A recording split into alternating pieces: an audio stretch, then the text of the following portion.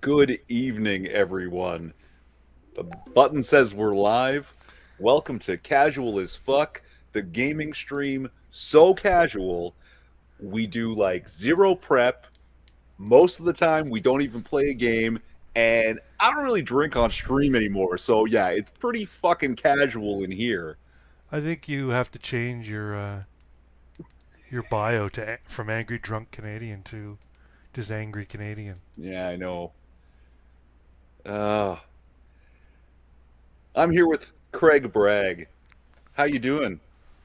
I'm good. How are you? Oh, living the dream. Yeah, This medical punk dystopian nightmare. medical Zero punk. prep.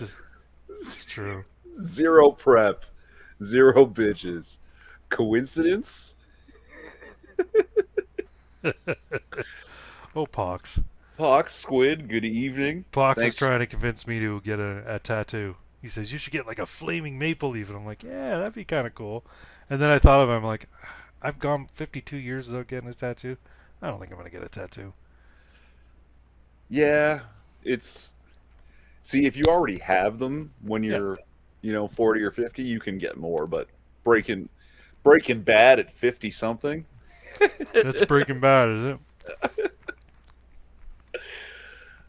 Oh, This Twizzler nib thing is fucking stale. Melina, okay, so I'm in my wife's office right now. She has her work laptop set up next to me. This is my personal laptop that I use for 3D printing and all sorts of crap. Anyway, we have these little desks with drawers, and she has taken over my drawer and put all of her shit in there, and I find these stale ass Twizzlers. So I decided to have one. It's really stale. delicious. They're still good. It's just stale. And I'm wearing a headset tonight to try and mitigate the echo issues we've been having on the stream. So, Yeah, we haven't been able to solve it yet. And like we said, we never do any prep, so yep, we're just rushing to get started. And it's like, why is it still echoing in here? all good.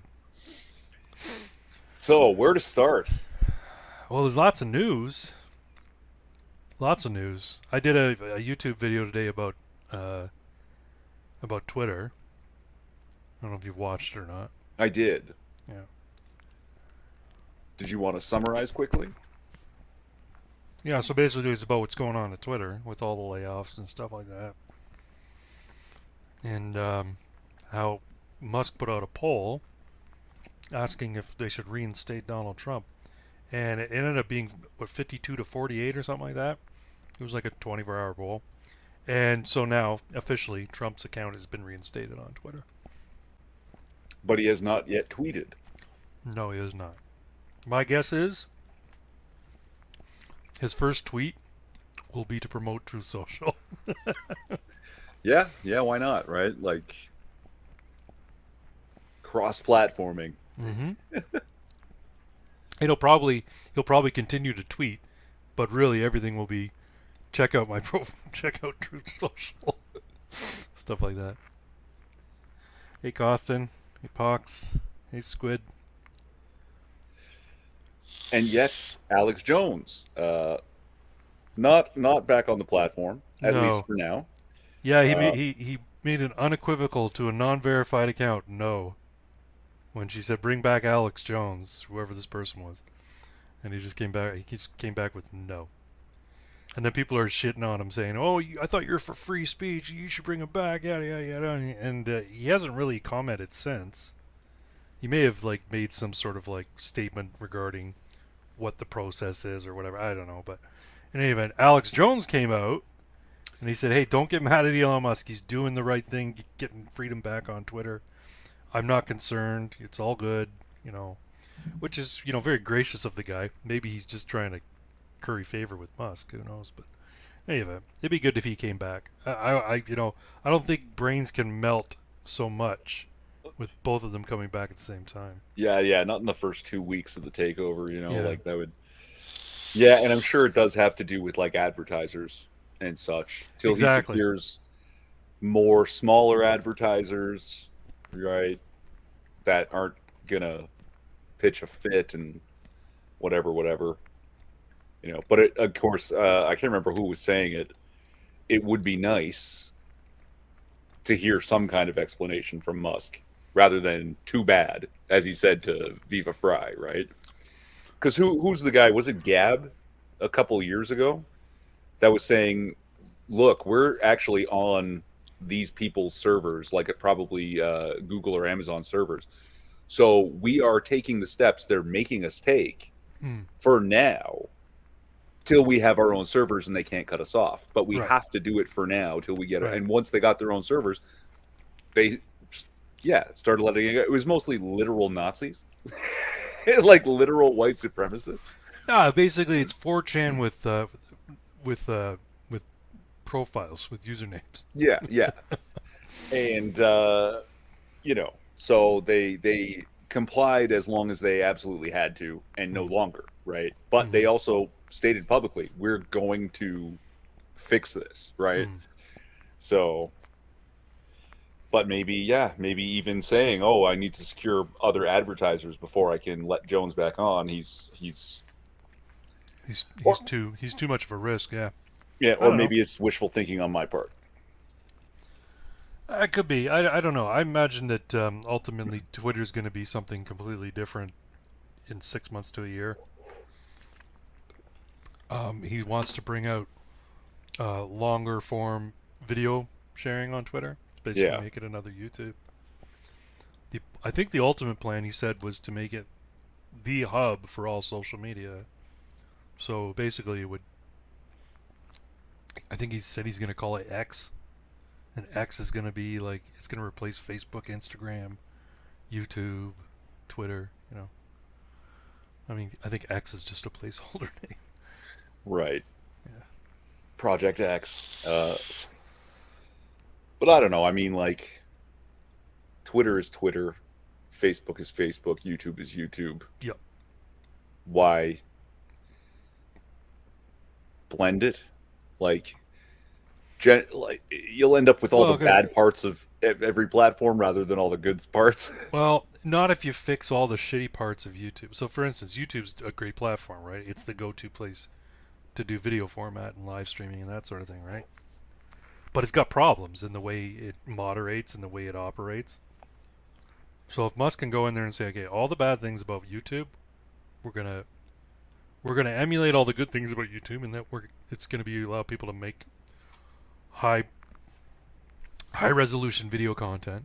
Maybe there'll be a limit to how big they can be, like how big Mhm. the files can be. But we're not going to moderate the way YouTube does. We're going to have a better advertising structure, monetizing structure. If you can do that, then people will beat a path to the door. You all should look into Odyssey. Yeah, I have an Odyssey account. I'm not super jazzed about the interface on it. I don't know. And That's the one I didn't try. Every time I've tried a new like video Rumble and platform. BitChute. Yeah, I tried BitChute. I tried Rumble. Um, Rumble, what I think is dumb is you have to be a paid user to live stream, which is kind of dumb. They're basically shooting themselves in the foot Well, because YouTube allows you to do it for nothing, right? So there no, but there's something like if you don't have a minimum, which is earning them revenue through advertising, then you have to pay them, right. But right? you Like and it's I are these little schmuck accounts with yeah, like less than 1,000 users or viewers, subscribers, and we can live stream and get a total of 6 people watching at any given time. 10, buddy. We're doing 10. all right. Yeah, is that where we're at right now? 10 people Oh, viewing? 9 now. Sorry. That's okay. Whoever left, sorry. It's the profanity. It's probably Canada Man. He doesn't like the profanity. Oh yeah, yeah. So, yeah, if you guys aren't familiar, Canada Man is now on Twitter as well. We'll see. We'll see who gets verified first. If it's going to be me or him. His account's only been alive for a few days, but he's quite the prolific tweeter. He's a bit of a, I don't know, bit of a stick in the mud. He's kind of like no nonsense. He doesn't crack a lot of jokes, and when he does see something funny, all he says is humorous. It's kind of lame. But he's a good guy anyway. I like him. So, morning, Mr. Dax. Whereabouts are you that you're saying morning? It's 10 p.m. For us here, Eastern time. Do you know who Mr. Dax is? The name is yes. See this one around. What the fuck is that possum eating? No idea. Looks like he's got like a orange slice in his mouth or something. Yeah, maybe.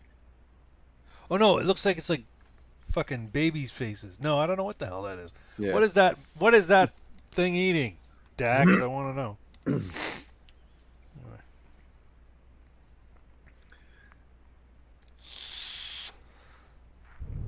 uh, Oh, sorry. I just vape blew into the microphone. that's fine. Casual as fuck, right? Yeah, very Zero prep, casual. zero professionality. Yep. Uh, speaking of zero prep, zero professionality, carry the stream for me for a few minutes. Yeah, go for it. So, so Canadaman asked me to make him a new face mask slash helmet, so I'm working on a couple of new prototypes for him. That's what I was doing before the stream tonight. Uh, yeah, we'll see how it turns out. I think the next one's going to be white because his plan is to take it to an airsoft event, and he wants he if I were to make it red, that would be kind of a no-no because you shouldn't have a lot of red in your outfit when you're playing airsoft because people think that you've got a dead rag on your head. If you have a red head, they won't know if you're dead or not. So I think the mask slash helmet is going to be white, but we'll see how it goes. I have an option to do it out of EVA foam, and I have an option to do it out of leather. I might do it out of leather. I'm not going to get into sewing it or anything. I'm just going to use rivets. But I have a helmet kit that I can cut a few pieces of leather off here, add a few pieces of leather there to make it look more like a superhero mask and less like a medieval type helmet. Oh, it's eating a pumpkin. There you go. So he's got a hunk of pumpkin in his mouth. Nice. Whereabouts are you, Mr. Dax? I'm just kind of curious.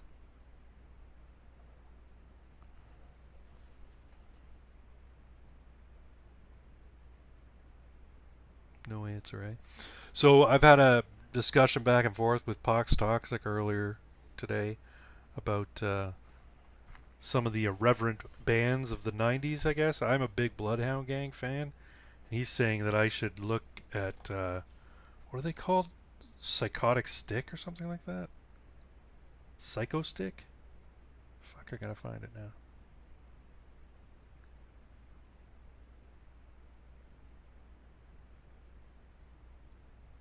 I think it's, Psycho Stick. I've seen their video. I can only count to 4, which is pretty funny, and maybe we should share it on the stream. But Irving's very he's got a puckered asshole about sharing copyrighted material on the streams. He's worried it'll get shut down. I tell you, man, Yeah. they're not even paying attention. Even No, the it's algorithms, still. even the algorithms not paying attention. No, remember that time that I got a strike? Did you actually get a strike, or did they just shut it It's the down? warning, but it's the Oh, permanent warning, right? So, like, oh, I instead of see. it's basically you have 4 strikes. You know what I mean? But And they do it like a soccer thing. You get a yellow card. You get a bunch of yellow cards, then you get a red card. Yeah. yeah. Uh, And he says I should also look into Lords of Acid. I'm not familiar with these bands. I'm an old man, eh? I like my exposure to music was 70s rock, 80s rock, 90s. Funny enough, 90s alternative and 90s rock I never really got into until like the 2010s, which is kind of funny.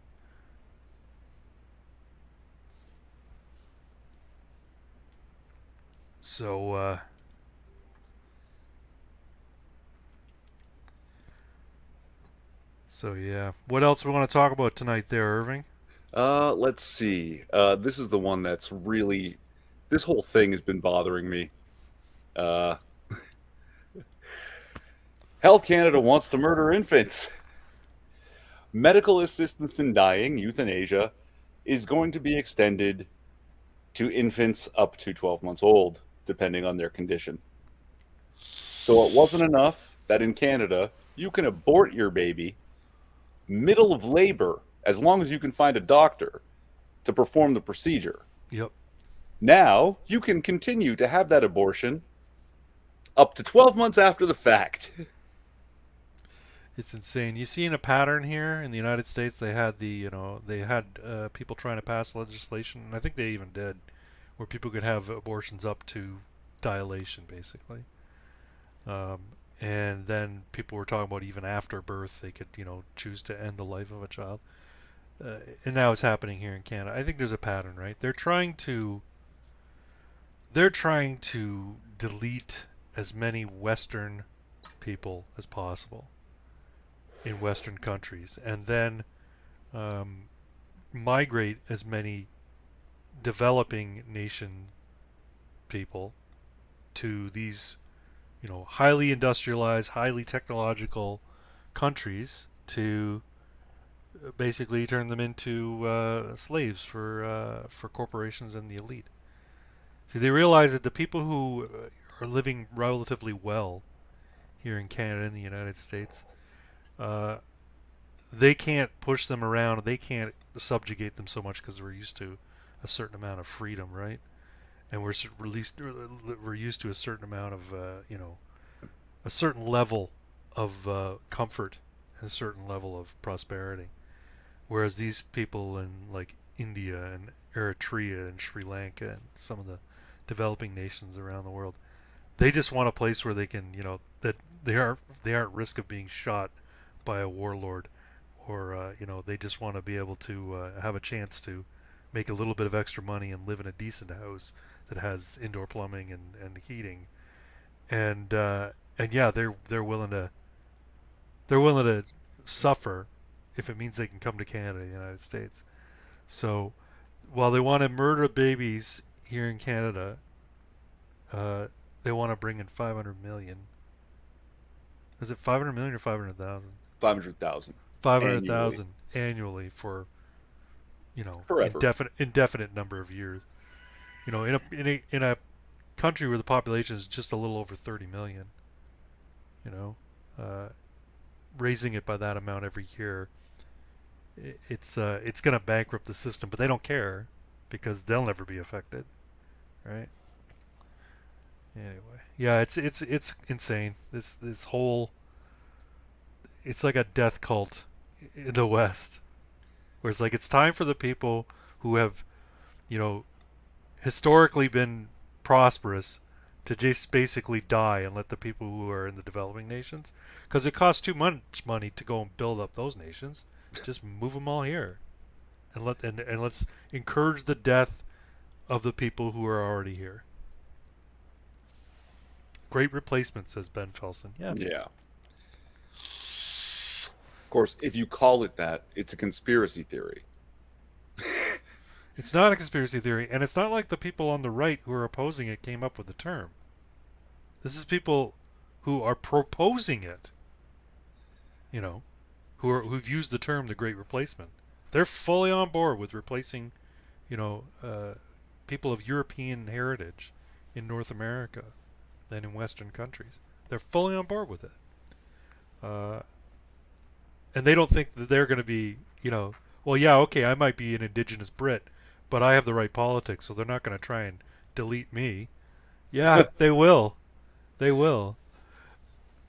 Just you wait. You open this door, and while it might be you, enlightened liberal elitists who are proposing it now, when you bring in 500,000 people from Sri Lanka or Eritrea or India or Pakistan, eventually they become the people in political power, and since you've already opened the door, they're going to finish the job for you, and that means Yeah. that you're going to be part of that culling of the that great replacement.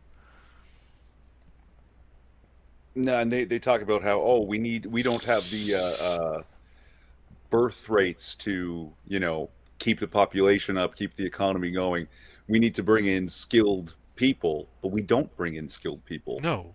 Not by and large. It's mostly incredibly unskilled, Yeah. uneducated, and in some cases, completely illiterate people, not Yeah. only in English, but even in their native tongue.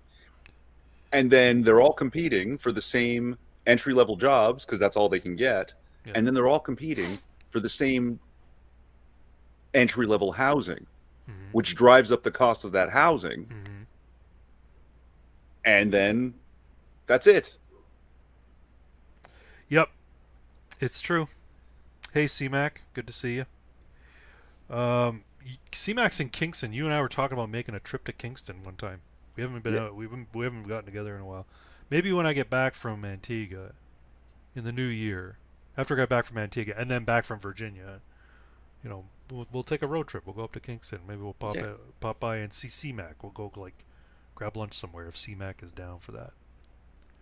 We'll give it a shot. We'll give it a shot. I'm gonna need you to carry the stream again. Not a problem. Yeah, this whole idea about the great replacement and the whole idea about, immigration, mass immigration of people.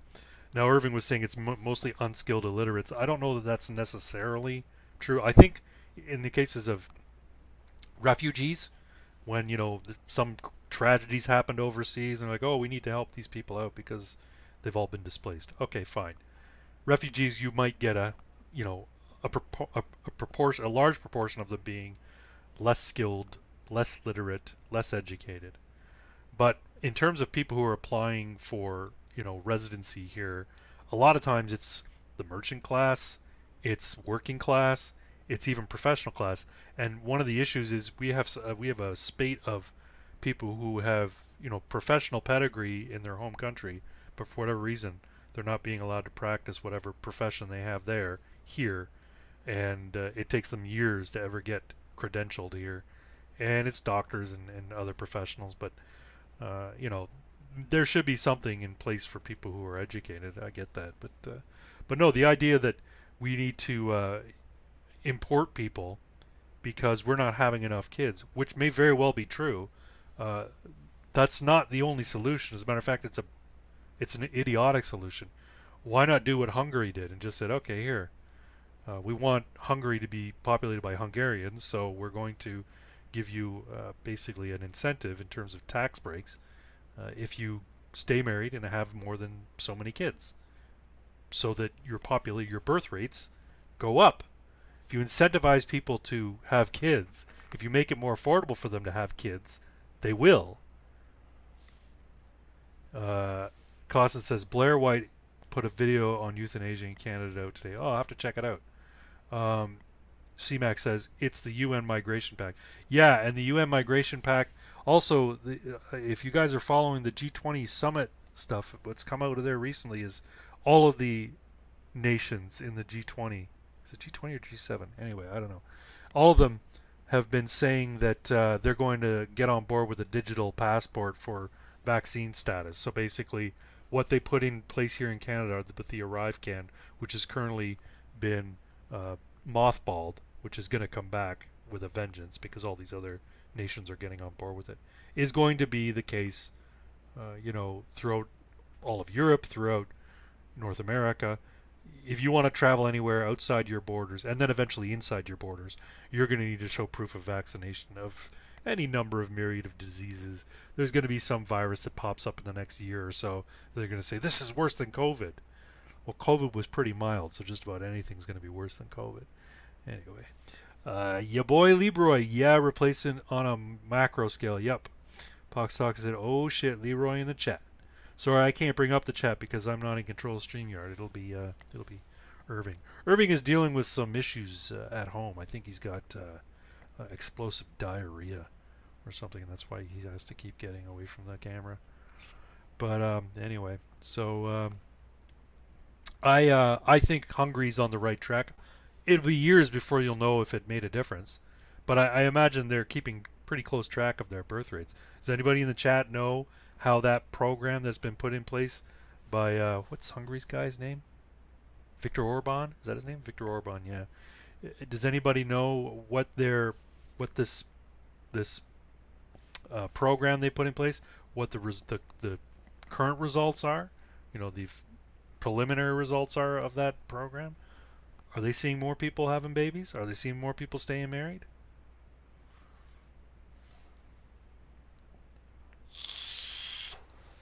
I don't know. I guess I could Google it. I mean, it's not like I don't have the some knowledge of the of human experience here. Hungary.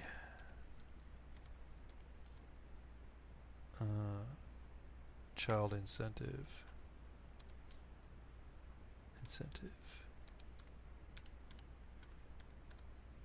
Results. Sorry, I'm a single key. 2021. Here we go.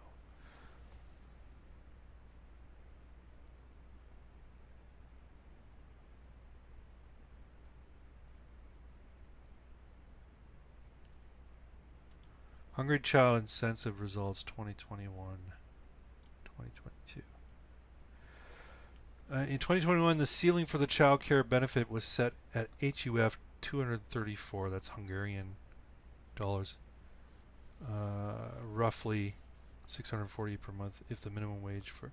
Well, that's like child benefits. No, I'm talking about childbirth incentive program. Let's see here. Do. Sorry, folks. Okay, so childbirth incentive, it's an incentive loan, is available to young married couples. If just one child is born within 5 years, the loan is interest-free. For the customer with only a 0.5% guarantee fee to be paid annually to the government.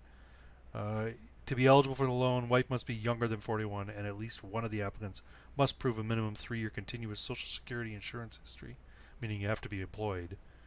Couples who divorce, move abroad, or remain childless after 5 years will be required to pay back all the loan. Well, that's kind of cool. So it's a government guaranteed loan for people if they have kids right away, within 5 years of getting married, as long as the wife is under the age of 41. I mean, that makes sense to me.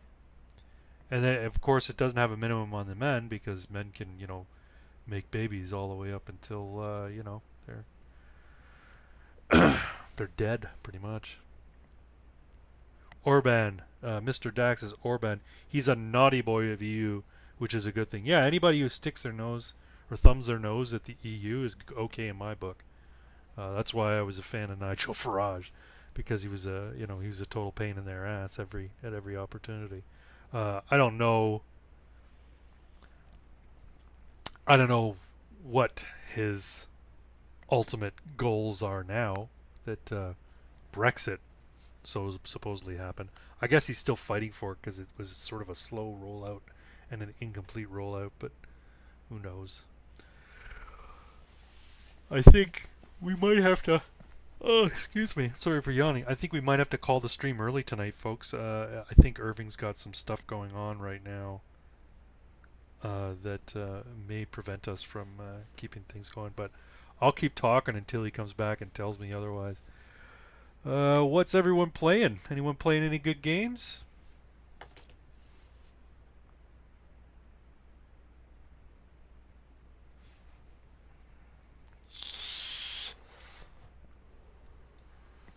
My buddies are trying to get me to play this Solasta. And I don't know. It looks cool. It looks kind of like a D&D type game. I think I might want to give that a shot at some point. I'm really looking forward to Starfield when that eventually comes out, which I think is going to be Q1 or Q2 of 2023, from what I hear. But I'm about to play it on my PC because it's not going to be on PlayStation, which is gay.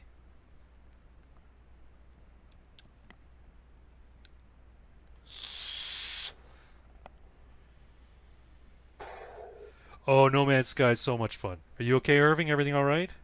Is that Is that the word for it? is the explosive diarrhea calmed down? Yeah. Well, it's not explosive diarrhea, guys. I'm just trying to embarrass them. Look, I'm just saying things are going to get worse before they get better. All right, let's. All right. That's okay. Hey, man, I thought you didn't drink on stream anymore. Yeah, well, when in Rome. That's all right. Oh, and fucking yeah, you guys playing No Man's Sky? I haven't played it in a while, but I do like it. It's a fun game. It's a nice little distraction game. You can go and play for a couple hours. build a little base, mine some materials, fight some, what do you call it? Drone things. Aliens. The drone things. I don't remember the drone things. No, the funny thing is you can't fight any of the aliens. You can only fight other players and these drone things that sort of monitor planets. And if you start mining resources when they're nearby, they come and look and you're like, "What are you doing? Quit fucking with this planet, man!" And then they eventually attack you. Pox accused me of anti-Semitism for not wanting to pay full price for the game. Here's the real problem, though. I already own it on PlayStation, but I don't have the PlayStation Network, and I don't want to spend any more money on Sony, right? That's understandable. So I'm happy to replace it at some point, but for $65, I don't know. Yeah. I'll wait till there's a sale. $40, Yeah, or 45 wait till bucks. PlayStation PSN. Oh, no, no, no. Oh. I'll get it on the computer. It'll be better on Oh, the okay. No, computer I was gonna anyway, say, but well, I like it on PlayStation because I prefer using the controller than using a mouse. But, um, I mean, I like it on the PlayStation. Yeah. What did I say? Uh, you could wait until PSN has a sale on where they're giving you a whole bunch of extra shit for signing up to PSN. yeah, but I just don't want to give Sony the money. Like, I mean, like, people were freaking out about PS5. Oh my God, it's so amazing. I unplugged my PS4 and plugged in my PS3. Best move I ever made. Oh yeah. Yeah, I don't. I think I still have my PS3. I never fired it up though. See, I had Skyrim on PS3, and then when Mm. I got the PS4, I'm like, well, I gotta get Skyrim again because I fucking love Skyrim. I've never completed the game, by the way. Oh I've yeah, o- no, me neither. I've never Uh, completed it. I'm not a completionist.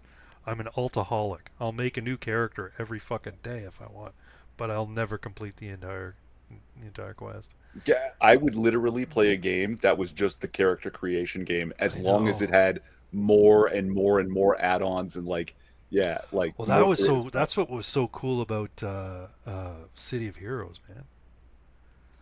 Yeah, way more depth than Yeah. say DCUO, Oh yeah, right? yeah, Which was the major competition. yeah. And it's still running, by the way. DCUO is still online. Hmm. Yeah, you're welcome, anyone who played it since it became free, because I'm one of the assholes that paid like $70 when it first came out. But DCUO, Yeah. yeah, I bought it too.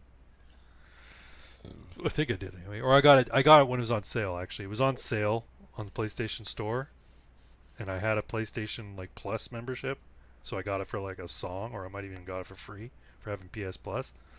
And yeah, but anyway, what else? Nothing exciting, says CMAC. I think that means she's not playing any games right now. Ah. Nothing exciting. Solasta looks like it might be good. And what's that one? Dark Tide? That Warhammer one? Dark Tide? So the Warhammer 40K games run the gamut of all kinds of different Oh yeah, games. yeah, I know. But there's a one coming out called Dark Tide. It's not out yet, but I think it might be an alpha or beta or something. But it looks pretty cool. See, yeah, they all start to blend together for me because outside of Total War, I haven't played any of them, right? Uh, but Po- yeah, some of them. Pox is asking if we watched the FTX insanity. I know about it a little bit. Basically, Democrats were laundering money through this FTX organization, and now this autist and his creepy-looking girlfriend are basically taking the fall for it. His polycule. It's polycule. Is that what they call her? Yeah, that's what they call the group of polyamorous that are together. Oh, they're in a polyamorous relationship, are they? Yeah, so Yeah, they say. yeah. What that means is she's fucking whoever she wants, and he's barely Hmm. getting laid. No, no, no, no, no, no. They all lived together in the same house Yeah, and basically had orgies with each other. wonderful. Yeah. Fucking degenerates. I guess when you're young, that's when to do it. I guess, right? When you're young and a billionaire for corrupt reasons, yeah, Yeah, sure. exactly. Along with meth and sedatives. What's the point Yeah. of meth and sedatives? Isn't meth supposed to make you go You gotta take woo? you gotta take the edge off. Oh, is that it? Yeah. Okay. Just eat a pot brownie.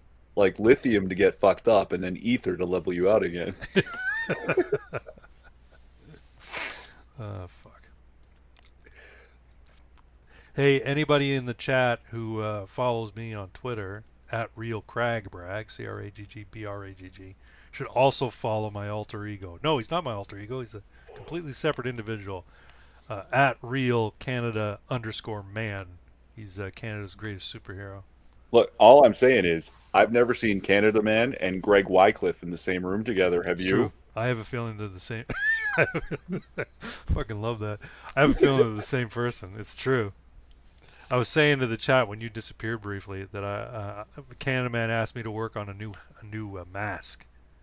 So Ah, so I was doing that before the stream started. I was working on a new mask out of EVA foam. okay. This one's gonna be white with a bit of red and black accent. And he Very wants cool, he very wants to cool. use it in Virginia when he goes to play airsoft. Nice, nice. Speaking of airsoft, I gotta show you something. One moment, please, folks. Is it a gun? Yeah. Hold on a sec. Uh, and while he's gone, I have helped add something to the Canada Man lore. You've got to imagine a giant maple leaf about a foot and a half to 2 feet long, but then bisect it right up the middle, right up from the stem to the tip. All right. Take one half, put it on one end of a very long pole, take the other half on the opposite side of the other end of a very long pole. To show it. The half leaf halberd.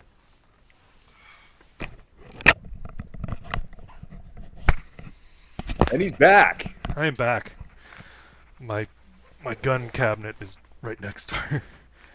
Ugh, okay, this is a heavy gun, even though it looks like a toy. But check this guy out. Holy shit. It's a space gun. Yeah.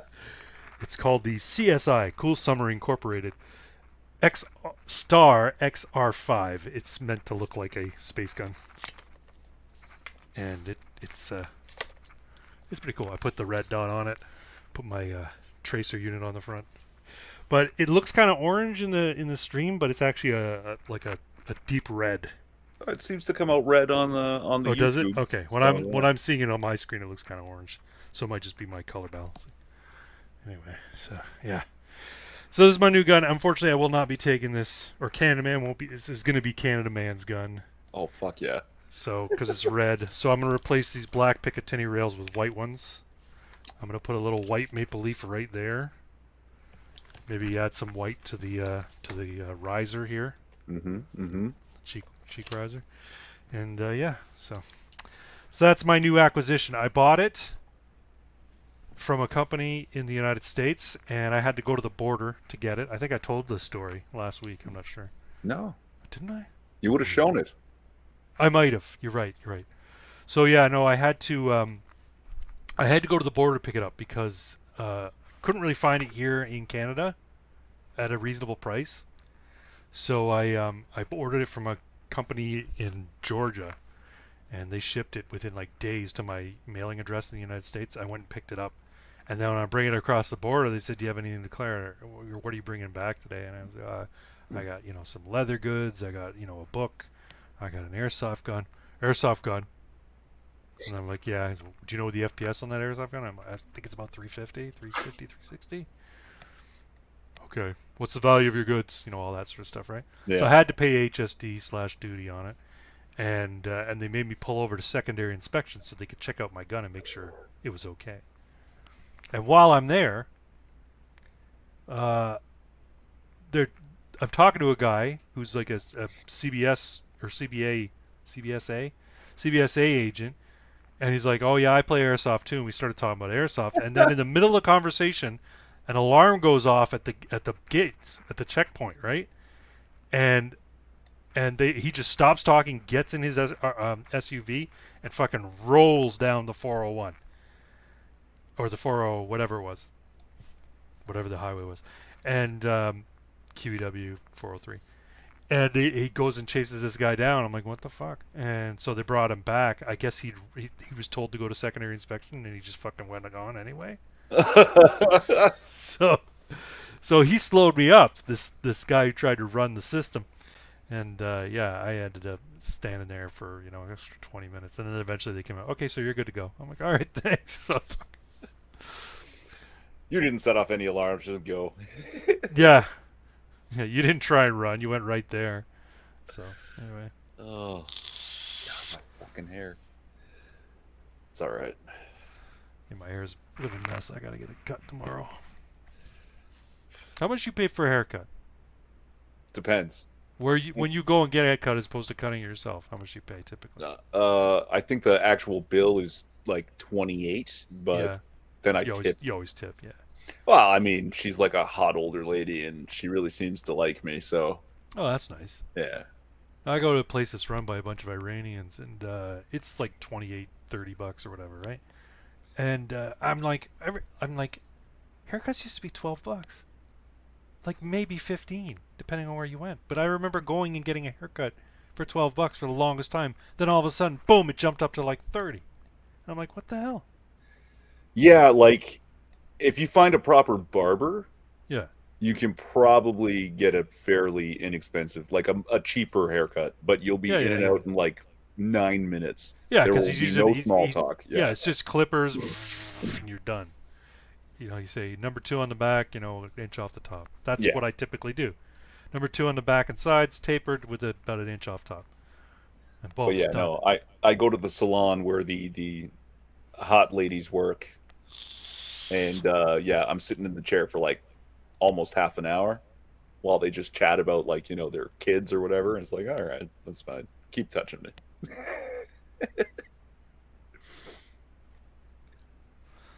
Just go back and read some of these comments. You guys watch. Okay, they were passing a squirrel woman around the office for stress relief. What the fuck is a squirrel woman? Are you talking about that chick with the glasses who looks like trans Harry Potter? Um, just use a fire axe like a normal person.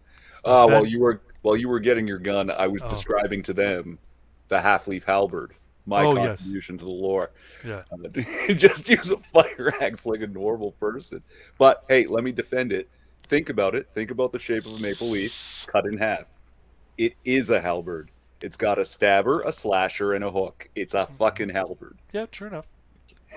Maybe I'll make one eventually, and I'll make it so it can be broken into two, so I have two hand axes. And yes, then they're axes, fire axes. Um, Ben Felsen says looks like a sig. Yeah, it's not meant to emulate any actual firearm. The fact that it's bright red should give that away, but also the shape. It's meant to look like a space gun.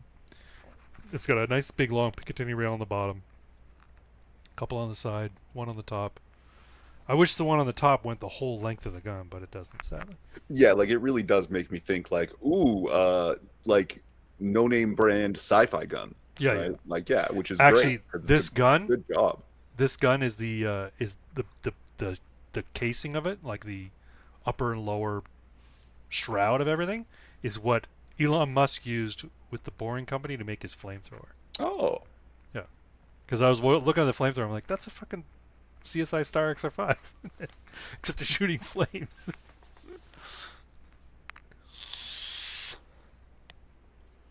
paying for a haircut. Yeah, CMAC just puts it in a ponytail. She just puts it in a That's ponytail right. and snips the end off every once in a while. LOL. Yeah, my wife goes to get her hair done. She went on Friday. She gets every other Friday off, and she goes to like this lady's place. She used to have a salon, and now she does it out of her house. And this lady likes to talk, so I said, "Oh, what time's your appointment? Because I want to hit to Lee Valley when I'm done work, right?" She's like, "Oh, it's at 9:30. I should be back by the time you get home." I'm like, "Well, I hope so. I work until 4." She's like, "Yeah, but you never know. This girl could sit here talking forever." I'm like, "Tell her to shut up and finish the job." Like, I don't. This is the thing. This, like, men and women. This is why we're two different species of people. Okay, most men go to get a haircut when they realize their hair is getting too long and it's starting to look messy.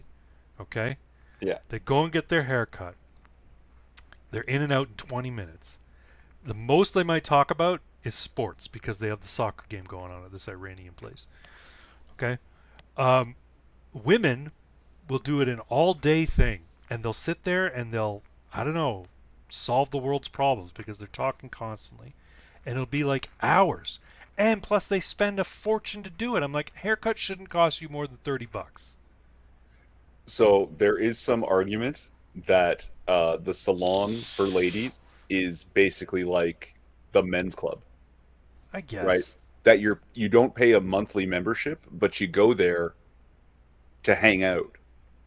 And this gal who is your buddy now is going to do. That's why girls don't just go to the same. Women don't just go to the same salon. They go to the same person at the salon, Yeah, yeah, true enough. right?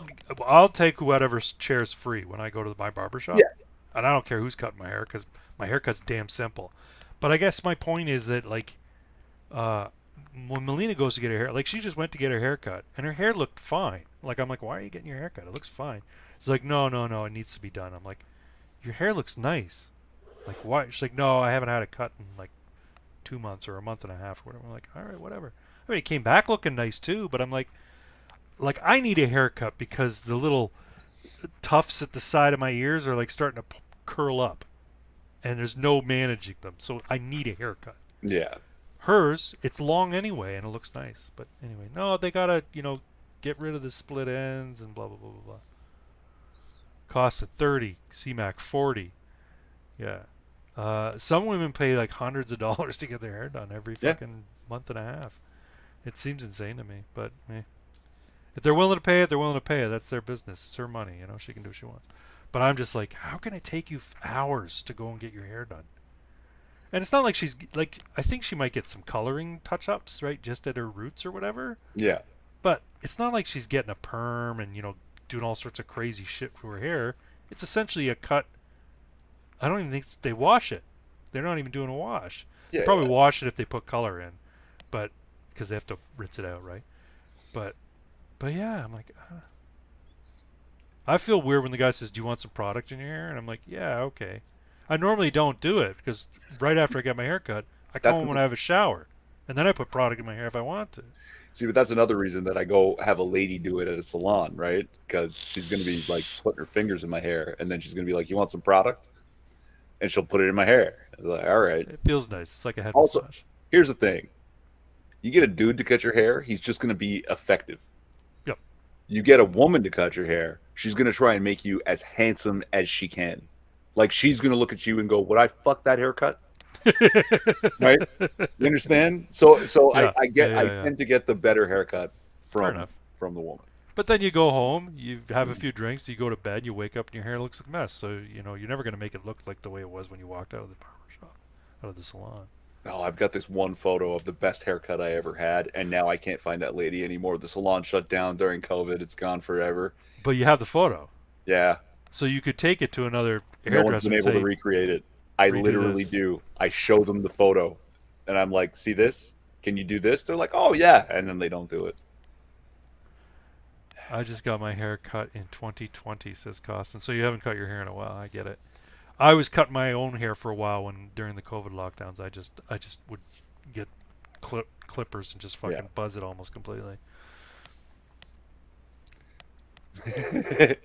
I wouldn't fuck that haircut. Just saying. She might be steering you wrong. Look, when she did it, it was great. That was October 1st.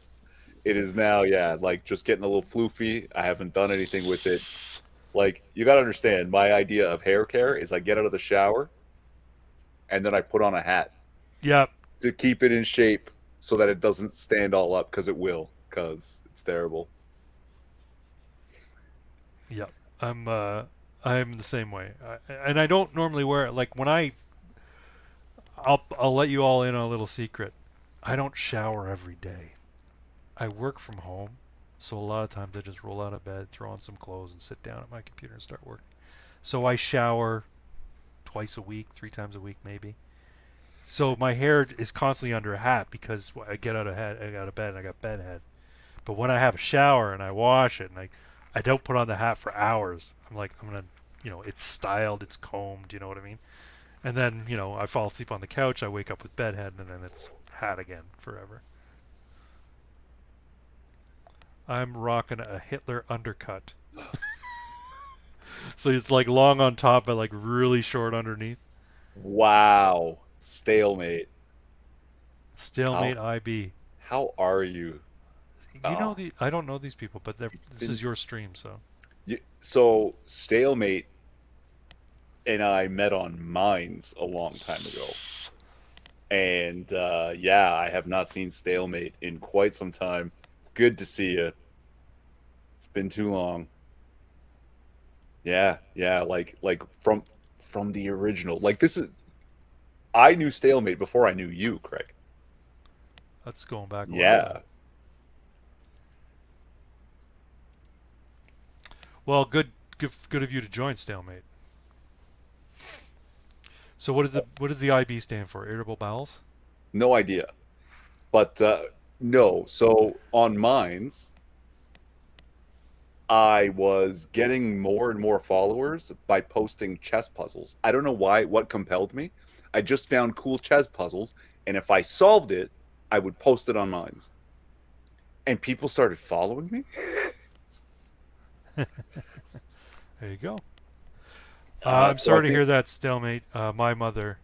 Oh, your grandmother. Okay, my mother died earlier this year. Um, oh yeah, yeah, terrible. that Sorry. that sucks.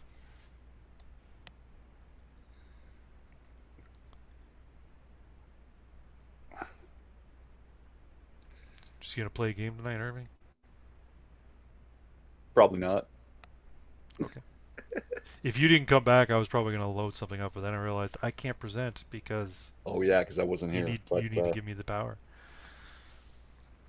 so I'll tell you what, the whatever problems I've been running into should be solved till at least the end of the stream. They should be solved until the end of the stream. Yeah, yeah. Like after the Okay. stream, I might have other problems, but they're not going to interrupt the stream. I don't think. Well, Yeah. if you need me to come and wrap up a body in a carpet after the stream is done, you'll have to provide the carpet. I have several. All right then.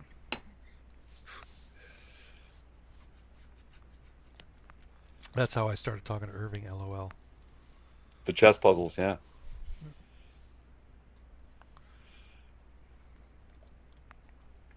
It's crazy. And yeah. And it was actually gaining a lot. I mean, I hit 100 and something, and I think I'd said something like, "Oh, if I hit this many, I'll start making videos." And I did, so I made a fucking my first drunk ass video, There you go. posted it to YouTube, posted that And link that's to how you mine. started the Irving Twin channel. Yeah.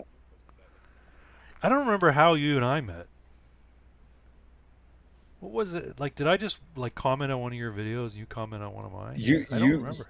yeah, like you saw one of mine, I think, Yeah. and you just were like, "Oh, hey, yeah, I do what you do, but in my car." That's right. Yeah, yeah. Right? We should hang out. And I was like, I've run into trouble before. Let me see. So I scoped out your channel. I was like, oh no, yeah. When I grow up, I want to be this guy. And that was that. Like then we were like instant friends. I have to grow up still. I made a joke the other day. A colleague at work, it was her birthday, and she said, age is just a number." I'm like, I agree. I feel like I'm a kid with sciatica. A kid with sciatica. You know, age is just a number. It's okay though. While I was gone, did you touch on the inquiry at all? No, we didn't. We didn't go there. We should. Yeah. I mean the what there's not really a prosecution and defense. It's the No. government representative and the convoy representative, basically, Right. right? Right. The convoy representatives, uh, if you've been following the inquiry, you will understand that the convoy representatives are mopping the floor with the government. Yep. If you're following Rachel Gilmore and mainstream media, you will think that the government was absolutely justified in everything they did. But it's absolutely clear that, like, and again, CSIS, our intelligence agency, they they get made like they make fun of them, you know, like they're not the CIA, they don't have the same resources, but No. goddamn, their intel is always good. They're on the fucking ball, man. Hmm. And they try to warn the government, they try to warn the public, and no one fucking listens because it's Canadian intelligence. That's like an oxymoron. I have a friend whose brother works for CSIS. He's not like an agent or anything. He does computer work, like he does coding and stuff for them. Okay. information technology, and he can't talk about the type of work he does. So, But he can't tell you they're on the ball. oh, he probably could, yeah, yeah. I, But here, here's he something. can't even tell his brother what work he does. He just Yeah, says, no, I "I'm mean, not allowed it's to tell you. classified. I'm not allowed Yeah. to tell you." Uh, Ian Fleming wrote James Bond after he met a Canadian intelligence agent. There you go. He spent hours and hours over weeks and months with this intelligence agent, and then he wrote James Bond. James Bond is not a Brit. James Bond is not fucking CIA. James Bond is based on a Canadian intelligence officer. Have you ever read any of the? I want to say his name is Michael Slade. I might have talked about this guy in the stream before, or this author. Now, Michael Slade is a pen name that a number of authors use under the same sort of in the same universe. It's about RCMP officers and agents and detectives and stuff, and they solve like serial killer murders and serial killer stories and stuff like that. Anyway, it's really interesting to see these serial killer stories uh, told from a Canadian perspective, and they're really good books. There's a whole shit ton of them. Hmm. If you haven't read them, they're pretty good. I'm trying to remember. Michael Slade is the name of the author. Yeah, Canadian novelist, but it's not. My understanding is it's not one guy. It's a number of. Yeah, it's a pen name of Canadian novelist Jay Clark, a lawyer who has participated in more than 100 criminal cases and who Wow. specializes in criminal insanity. But my understanding is that he's not the only one who writes under that moniker. It's a number of other people. Okay. Yeah. And this is, I imagine, back when the RCMP was actually kind of cool. Yeah. I've read Ghoul. There's a number of. There's one called Headhunter. Ghoul, Burnt Bones, Shrink. I've read Ghoul. Ghoul's really good. It's fucking brutal. Anyway, um, if you like Canadian, if you like crime mystery type stories, I love crime. I'm a criminal myself. No, if you like reading those types of stories, you could do a lot worse than reading a Ghoul by Michael Slade. It's pretty cool. I just might. Um, yeah. But God, no. Okay, so our CSIS has been trying to warn the government and the populace since the 90s about Chinese influence in Canada and in now Canadian elections, and even the Mm-hmm. mainstream media can't ignore this anymore. Yep. Um, so, geez, would it have been like February 2019? CSIS rang some alarm bells saying, hey, you know how we had this Chinese scientist exchange program with our level 4 virology lab in Winnipeg? And they all went home. We're fairly certain they stole several viruses, Don't worry uh, about it.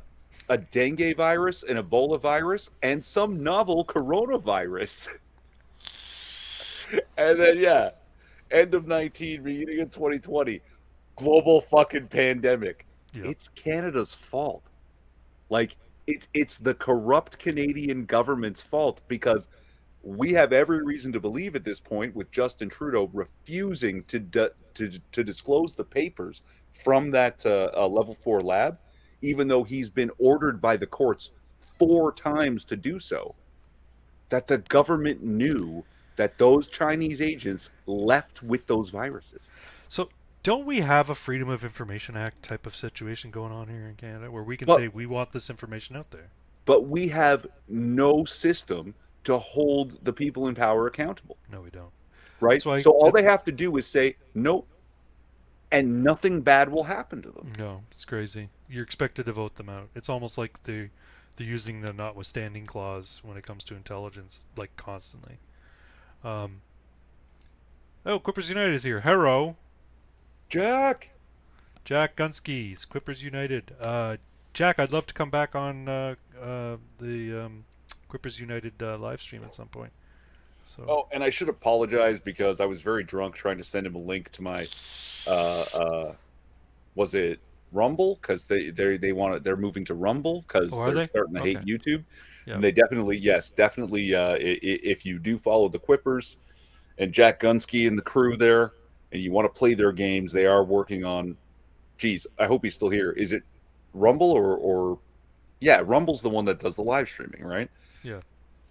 So yeah, so my bad because I sent him the wrong link, and then I was just like, I don't even use fucking Rumble. I haven't made proper content in a while. So thank you for trying to trying to promote me, but you know, how about this? I'll just promote you live here while you're here and reminding me. Yeah, if So you haven't watched Quippers United, it's a fun live stream with a bunch of with a cast of characters that are always entertaining. They basically play the You Don't Know Jack games, mainly Quippers, uh, Quiplash. What is it? They normally do Quiplash. They do the robot rap battle. They do Fibbage, and there's another one they do. Oh, Survive the Internet, I think it is. yeah, those are the most popular. I haven't been on to play the robot rat battle one, but you and I made an appearance together on that stream, and That's it true. was We did. fucking We did. hilarious. I I, And I I and rem- I did one with Six. yeah. I remember that one too. And I don't remember what the context was, never do, but I do remember that somehow you and I turned the theme of every game into fucking Blair White's Tuck game. Yeah, that's right. I think one of my names when I was playing Quippers was secretly gay for Blair White. Oh And man, yeah, good time. and I called Six. There was one where I we had to like make like you had to give a nickname to one of the other players, and I called Six a ginger spick. Is that where that came from? That was what that That's was where it the came time I from. Yeah, wasn't there. that's not a secret. Pox Yeah, says, no, "Yeah, you're right. It's not a secret. Yes, I'm gay for Blair White. Yes, everybody knows." yeah, aren't we all? Oh yeah. Yeah, it's true. Pox also said, "Look into the Anthill Kids cult. I think that's what they're." Yeah, I've seen videos about the Anthill Kids cult. But yeah, with regards to CSIS now, also, and going back to the inquiry, you were saying about the inquiry.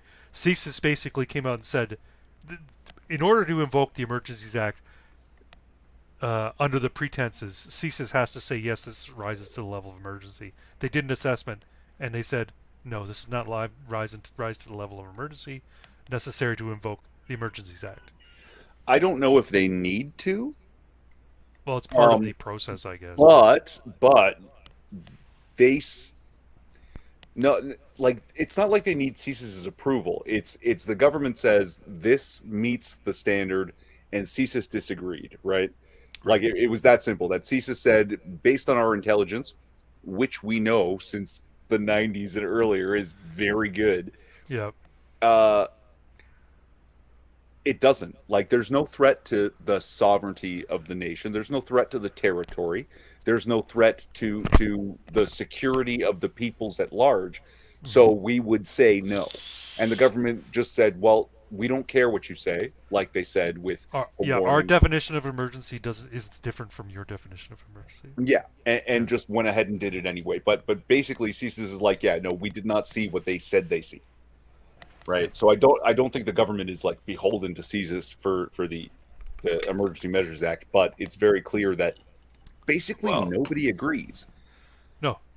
It's basically it was the prime minister's office and the Privy Council basically said we need to put this an end to this because it's making us look bad, and And this is how we do it. yeah, And at no time did it even enter into anybody's you know uh, anybody's conversations about actually talking to the protesters because that was their whole thing. They wanted an end to the mandates, and they weren't leaving until they talked to the federal officials yeah. responsible for those mandates. And they never once said, "Okay, let's sit down and talk with them. At the very least, we can placate them with promises. Even if we don't follow up on them, it'll clear the city out, right?" Which is what I would have expected them to do. But no, they just went fucking balls deep and said, "No, let's just vote the Emergencies Act, first time ever in Canadian history." I mean, And if we who invoked the War Measures Act prior to Justin Trudeau invoking the Emergencies Act? would it be You, another Trudeau? yeah, his his cuckold father figure, because he's not his real father. Father Um, figure. Pierre Elliott Trudeau. He invoked the War Measures Act. Also, first time Father figure. since I think since its inception, the War Measures Act. Yeah. Anyway, father Now, of figure. course, you know what? Not a big fan of Pierre, but in his defense, I'm pretty sure there actually was like serious terrorist Sure, there were activity terrorist attacks occurring going at on. the time.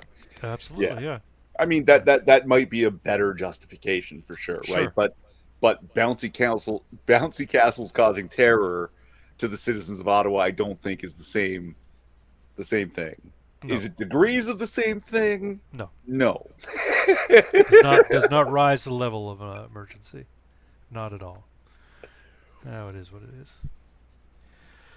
But yeah, apparently Freeland's testifying next week, and I think the Prime Minister is supposed to as well. Of course, Canada had mandates. Mandates. Ha ha, gay, says Uncle GC. Yeah, and I mean, like, it's one of the justifications that the government tried to give was that, oh, it's foreign interference, right? Yep, Because foreign money came in the GoFundMe, yep, and also some of the other nations that were inspired by this, because but mainstream media won't tell you this inspired a global movement yes, first just in support, symbolic support yep, of people driving their trucks, waving Canadian flags, and then they were like, "Wait a minute, let's just go to our own government centers and do the same thing to put an end to this shit." But some of them maintained their Canadian flags, so yep. they had their own flags, but there were Canadian flags in other countries. Like, thank you, Canada, for doing this. Like a fucking leaf, and Yep, a it's true. global homo was taken down by a fucking leaf. It Um, was amazing. it's true. And like I believe 100%, if it wasn't for this, Brazil might not be seeing the resistance that they're seeing. There's literally millions of people in the streets. Yeah, oh, in Brazil, it's nuts. Yeah, because they know the election was was was fraudulent. There, Bolsonaro is hugely popular, and that's what you're seeing right now. Yeah. People flooding the streets in Brazil. Stalemate, good to see you. I hope to see you again soon. You know what? This I might go back on mines just to find stalemate, and I haven't used mines in a long time. Same. I don't think I can't remember the last time I logged into the mines. Again, sorry for your loss, my dude. Uh, Yeah, no, Brazil's and the guy who beat him supposedly. Uh, Lula, yeah, wasn't he like convicted of like fraud I think so. like 3 or 4 times, totaling something like 500 billion of their whatever the currency, Brazilian dollars. Pesos? I Brazilian don't know. pesos? I don't know what Brazil uses. No idea. So out of touch. Yeah, well. Costin says, I don't know what is good, but Irving Twin and Craig Bragg are evil. Their streams should therefore be watched. Oh, I okay. mean, monitored would be a better phrasing. But yeah, like, I mean, okay, so here's something that's really weird too. Someone pointed this out. All over the US during the midterms, right? There Hmm. was the red wave that didn't really manifest, but it mostly didn't manifest in the places where there was like that mass mail in voting that was Mm-hmm. allowed to happen. Yep. Even if they couldn't mail in vote enough, wink, to oust the Republicans, it got really, really tight in places. There was some weird shit like in Arizona, is that Kerry Lake, Yep. where she got edged out, but a lot of the areas where they were suspected to be heavy Republican Kerry Lake votes, Maricopa suddenly their County. machines don't work, Yep. right? Yep. Yeah, that was And then, that was the big deal. but someone pointed out during his time as governor, DeSantis made it very clear that this mail-in voting has to be strict. There has to be ID laws, right, to make sure that all the vote.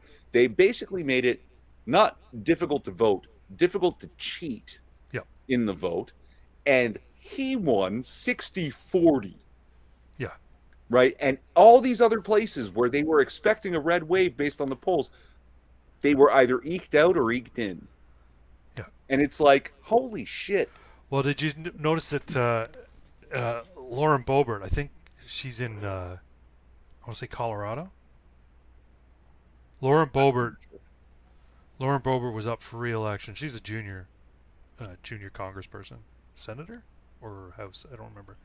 But anyway, Lauren Boebert basically she was favored to win because she was just recently elected, and then it looked like she was losing, and then it was so close that it was she called for a recount.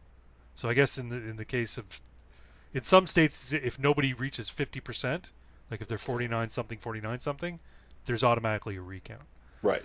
So that's the case at Walker and what's his name Wendigo or whatever the hell his name is. Um, and for Lauren Boebert, they called for a recount, and before the recount was instituted, the guy she was up against just conceded. He says, "Nope, it's okay." Wow. Probably because he knew that if they did a recount, they'd find all the fraudulent ballots, Mm, right? So, and interesting. yeah, Arizona is nuts. Like Arizona is absolutely insane. Like especially since when they had the ridiculousness that happened the previous election in 2020, they were supposed to fix it, and then of course, the machines in Maricopa County was it like half of 25 to 50% of the machines just stopped working on election day, Yeah. right? In that particular county, they were working the day before when they were tabulating, mail-in ballots and everything else, but on election day, oh, they don't worry. You will put those votes in a box over here, and then they'll go to the city hall and they'll be tabulated on a different machine. No, no, fuck that shit. Anyway, so yeah, no, I think Kerry Lake actually won. I think it's pretty clear to anybody who was paying attention to the campaigns. I think ultimately it's going to come out that she won, and I don't think Katie Hobbs is gonna get her seat. And She's not that's going the to other become governor. thing is Katie Hobbs was literally the overseer for the election, her own election. Like, Yeah, and yeah, I know there happened some other time with some other a-hole who was a Republican and he also won, but like he also should have recused himself from this, right? Found some sort of certain bipartisan replacement. Uh no, yeah, not this that's true one. too. Hey, Frank Blaskowitz, good to see you. Rep leadership didn't spend appropriately, lack of ground game too. Always though. It's true. That's basically They put always all their Republican money they take. put all their money in areas that they were like in Alaska, for Christ's sakes, where it was solid red. It wasn't going to go blue. Yeah. There's no chance in hell. They put all their resources there. Same with DeSantis. Like the DeSantis won, you know, rightfully, but they also threw a lot of money into DeSantis' race when it was clear that he was going to win. So it didn't make a lot of sense, Yeah. right? It, while we before we get too far from Alaska, I just find that really interesting. The people who are out in what is like a dangerous wilderness, even in the most civilized places in it, are right wing. They are so free to. I have to be free to be able to take care of my goddamn self because out here, Mm-hmm. no one's going to take care of me. Like the government can say whatever they want. No one's coming out here. Yeah. You know what I mean? Like it's so Well, it's why the so-called flyover states are largely Republican too, because these people who work the land, they live in areas where they have to provide their own infrastructure. You know. like you know what I need from you? I need you to fuck off. I'll send you food when I'm done. Like just get out of my fucking way. uh, Democracy is stupid. We're making Kanye West the new pharaoh. You're all drafted to build our pyramid for Ye. You don't have to draft me. I volunteer. I volunteer for Ye tribute. Like, There you go. I don't As want to long as build Dave Chappelle is doing a constant stand up while I slug stones up this fucking pyramid, I'm good. That'd be funny. Can we do it? Like, He's up there. He's up there telling jokes with a mic in one hand and a whip in the other. yeah, yeah, fuck yeah. Move them stones. Yeah, that's funny. Hey, Six, Six. my dude, welcome. Thanks for coming. This is like, oh, can we talk about Dave Chappelle, Kanye West, Yeah, let's do it. the two words in the English language you cannot put together? Dave Chappelle and Kanye West. No, no, no. Did you not see Dave Chappelle's SNL monologue? Apparently, he tricked them, eh? They Yes, they approved a completely different monologue, and he came out and that's gave his. right. Yeah. Yeah, yeah, yeah. They uh, but Yeah, one he of the basically reiterated what Michael Moore said prior to the 2016 election. They, you know, Trump is the most honest liar, right? oh yeah, like that was part of it. Yeah, yeah, But he also talked about Kanye yeah, and Hollywood. yeah. Wait, sorry, I didn't have my finger on the trigger. And Hollywood. Pedowood. And yeah, like it's just like he had one of the lines that he says is something like he learned early in his career that there are two words in the English language you should never string together, and those words are the and Jews. uh, Right. That's why I don't. You saw that tweet I made about groupings, right? hmm, A crash of rhinos.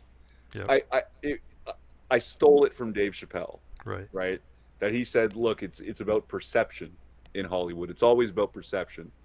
If it's a group of black people doing something, it's a gang. If it's a group of Italians, it's a mob. And if it's a group of Jews, it's a coincidence, and you should never ever talk about it. So Uh, yeah, so that was my groupings. A coincidence of Jews. the coincidence of Jews. That's funny. C-Mac says Norm Macdonald did good jokes, good Jew jokes. Norm Macdonald is my all-time favorite stand-up comic. Because Comic in general. he like what is the word? Is it sardonic? That all he ever is sardonic? Like it's part cynic, part smartass, Yeah. and like and this deadpan way of delivering. He makes himself sound like he's kind of a dummy. But he's not. He's actually very, very smart. Yeah. But he comes off as being kind of out of touch, kind of dumb. No, I've always appreciated Norm Macdonald. He's always been my favorite. I always loved the way he delivered. When he did Weekend Update, it was just so funny. That joke he Yes. did Oh, about that joke thank you he for mentioning it. that joke he did about women drivers. He did a joke about women drivers. I was talking about the statistics. The actual statistics show that women are involved in um, more minor fender benders, but men are involved, but more than men are involved in collisions. But the collisions that men are involved in tend to be more severe, kind of thing, right? Right. And then he made some crack about women, uh, about women's statistics. Women, those statistics were tabulated by a woman, and Well, they what? No, said no. Was it the joke was written by a woman? no. And then he goes, yeah. And for all of you who are getting upset, the joke was written by women. I'm just kidding. We don't hire women. He's like, now you don't know what to think. I'm just kidding. We don't hire women. Yeah. It's fucking hilarious. Like what? One of my he points out these obvious things in the hilarious ways, like Weekend Update again, where he says, "Oh, a new study shows that night is the most dangerous time for cops. Second most dangerous time, day. Cynical plus sarcastic equals sardonic." Okay, yeah, yeah, Yeah, there you go. yeah, and that sarcasm is in the deadpan, and Mhm. he was just a master of it. Did you And ever watch any of his show where he had like a web show where he'd bring on comics and other people and he'd sit there with that other guy, and they would talk. They would just talk and do jokes back and forth and stuff. I've only seen clips. I Oh never goddamn! actually. I didn't know podcasts were a thing at the time. Some of them were some of that stuff, and then he got a show that was just like that on Netflix. The show that was just like that on Netflix was not as good as his web show. His web show was fucking hilarious because he just didn't care. He crossed all the barriers, all the lines. Forgotten Canadians, what's up, buddy? Hey, Forgotten Canadians, thanks for popping Yeah, by. seriously. I don't get notifications from your YouTube channel anymore. Yeah, same. I don't know if you haven't been producing content like myself, or if I'm just not getting those notifications. I do see you on Twitter a lot, so you're not like ghosted off the internet. Just maybe YouTube. But aren't we all at this point? All of us who have the wrong opinions on YouTube. True. So yeah, no, and like this is like literally like 1/8 of my beard. Maybe you should see the rest of it. It's worse. No content. Okay, then I'm poor guy's in the same place I am, just fucking demoralized. I imagine. Jesus. Start 'Cause making content, man. It's been 9 months since you did a video. You got to do a yeah, video. I mean, I'm and I'm demoralized too. I still, but mind you, my videos are like lazy format. That's why it's easy for me to make and upload a video. But nah, it's not lazy. You do stream of consciousness kind of idea, yeah, where you get in the car, you say what you're thinking, and when you're in the car, you're engaged, right? So you can talk through it very mm. smoothly because you're uh, not worried about it, right? It just happens. yeah. The problem is if I'm driving, I'm not, and I'm talking and thinking about other things. I'm not really paying attention to the road. When I'm driving with the camera going, I'm not checking my fucking mirrors. I barely check my mirrors when I'm just driving. At least I don't remember checking my mirrors. But the thing is, where I go in my car when I'm making a video, it's so rote. I could drive it with my eyes closed. I know, like I don't make lane changes. All I have to do is basically watch for red lights. That's it. You're not somebody until you've had a stream yeeted by YouTube. My poor guy six was playing a video game, playing just doing his nice hikes in GTA 5, Yeah. and one of the songs on the GTA 5 soundtrack triggered the copyright strike, and they pulled it down, even though games are supposed to have open license for the music for Right. streaming so that you can Right. play the games live. And yeah, man, the poor bastard. But also, he's flexing a little on us here because we haven't yet had a live stream taken down. So good on you, No, dude. it's Yeah, yeah. because Irving is very nervous about being yeeted, so he I don't doesn't. want to be yeeted for nothing. Like, if I'm going to be yeeted, I'm going to be yeeted for telling you that joke that I've told you twice now. No, you're not gonna get yeeted for that. You might get age restricted, but you won't get yeeted. No, for copyright, like I have no problem taking. Oh, I saw this video on Twitter. I'm gonna watch it and stream it, right? So like, have you seen? There's this video of this kid who basically fought and fought and fought for his father to be treated with ivermectin, I and have not seen that. the guy's basically dying in a hospital bed, all intubated and shit. He's like in his 40s or 50s, and he fought and fought and fought. And then the doctor's like, no, that's not the standard practice of care. And it took him like finding 68 peer-reviewed studies from around the world of why ivermectin will work, and he sent it to all the doctors at the hospital. He sent it to everybody involved in the deciding the care for his dad in his hospital. Ultimately, they gave him ivermectin, and he recovered within like 3 days. It, it was CMAC who was telling us the specifics about this, why ivermectin had a chance, right? Because ivermectin's whole And thing is that, and the reason it's been so effective, and the founders, creators, whatever you want to yeah, call them, won a Nobel Prize hmm for developing ivermectin, was because it was so simple and effective and safe. Because most parasites that affect humans and mammals in general have this one protein that aids the parasite in moving through the host organism, Right. and ivermectin negatively affects that protein and nothing else. So the rest of your body is fine, but the protein that makes the parasite move is hindered badly enough that your immune system has time to do the rest of the job. Right.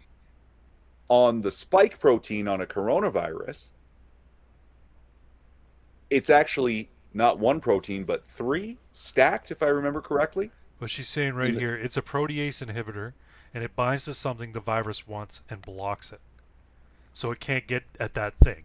It can't get at that protein, which it okay, yeah. needs, which it probably needs to reproduce and spread through the system, right? So Well, like if the spike protein on the outside is made of these three proteins, and one of those is that same protein from the parasites. mm, If you negatively affect that one protein, hmm, the virion isn't going to be able to move through the body the same way. It might not be able to penetrate cells as easily right, and give you a little bit of time hmm, so that your immune system can get on it, because your yep, immune system's the miracle that shuts it down, right, not the drug. The drug just aids you in shutting it down. right.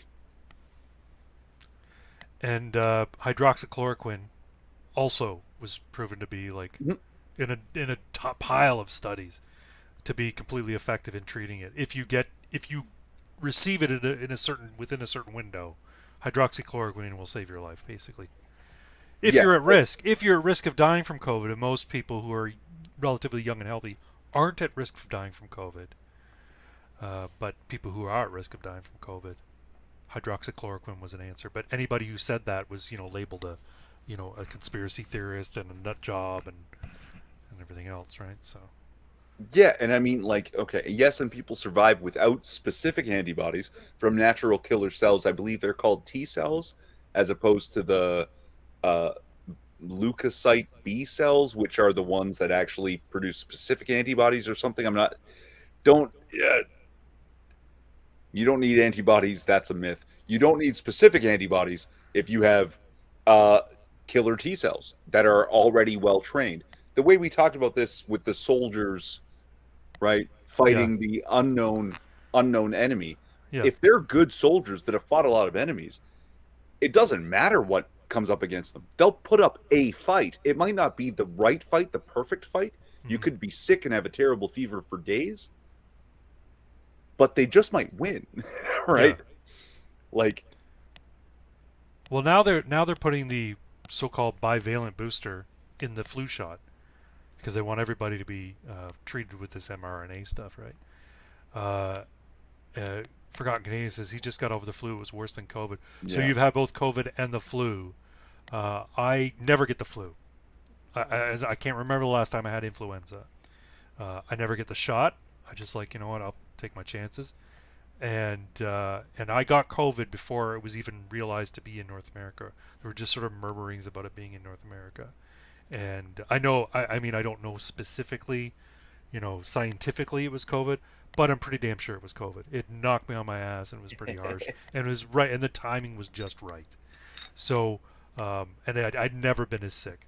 And I haven't since caught it. So I'm not concerned about it at this point.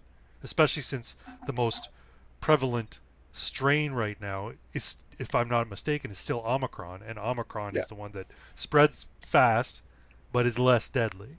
So I'm like, or less virulent, and And yeah, Omicron has like 1,000 descendants at this point. probably yeah. Yeah, no. I think that's actually like documented. Well, very well could And be, yeah. but wash your noses. Okay, so here's something ridiculous. What this sounds silly, Wash but your nose. so you know what a neti pot is? Yeah, Yeah, the little teapot. You shove it up one nostril, and it pour it drains out out, the other. and it drains out the other. If you did this daily, you could not contract colds and this coronavirus. Like literally, it takes a minimum of time for a virion to get into your system and stuff. And if you use the neti pot with the right kind of antiviral and whatever herbal shit you put in it, one drop of iodine, you would clear out your nasal cavity to the point that the virion would not be able to infect you. If you See, I've did this once a day when you got home from work, you couldn't get sick. I've tried using a neti pot, and I just choke. I maybe I'm just using it wrong, but I just choke. Your Uh, technique is bad. When you put it, you have to take a deep breath, put it up one nostril, and then exhale while you pour. okay, Yeah, maybe that's not what I was not doing. Okay. Um, yeah, but I mean, like I mean, we also have things in our noses that help us. right. Like we got hair in there for one. Yeah, We get boogers in there that capture foreign bodies and stuff. exactly. Yeah. So it takes time for the virion to climb through the muck in the hair and get into your mucous membranes and begin to actually infect. So if you get home at the end of every day a neti pot, you're fine. What if I just Like, like? What if I just snort like contact cement? What if I just huff contact cement a lot? I mean, I you think get that'll kill just about anything. you get sick through your eyes. Yeah. This is also possible. Eyeballs are a mucous membrane. So you're more likely if a virus or pathogen is properly airborne. Hmm. If you don't, common cold is not airborne. It travels on moisture particles. Droplets. Yeah. Yeah. Um, when they say airborne, that's a colloquialism for aerosolized pathogen, Right. which means it comes out in your breath with no moisture, but it's the same density as air. It stays in the air for hours, maybe days. Hmm. And that stuff can get in your eyes. That's measles. Measles, if you have measles and you go into a small room and you stand there for a couple of minutes Hmm. just breathing and then you leave, somebody can come into the room the next day, and if they're not vaccinated against measles, they will get the measles. No shit, eh? Yeah, if they have a N95, KN95, if they have a proper full respirator, but their eyes are exposed, that measles virion is going to get in their eyeballs and they're going to Hmm. get measles. That's what aerosolized is. That's what airborne is supposed to mean. Hmm. But now we have doctors on the radio and TV talking about aerosolized moisture particles, which is not what it fucking means. Like they're twisting the language so much, it's maddening me. Ban assault colds. Yeah.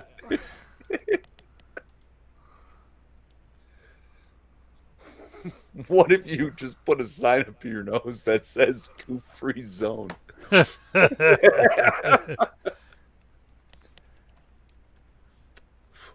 Yes. Okay. So this is without airborne. You touch your eyes, face, and get sick. Yes, also possible. But that's why we generally wash our hands. Like you know, you can't always avoid getting sick, but you can mitigate. And yeah, unless your finger actually touches your eyeball, you're probably going to be okay in most cases. Uh, I have a goof-free zone sign on my face. It's called a mustache. Yeah, no, that. Look. The mustache is just an extension of your fucking nose hairs that keep out those pathogens, right? The Yep, old soup strainer. It's the pathogen strainer. That's what it really is. it's true. I should grow my mustache back.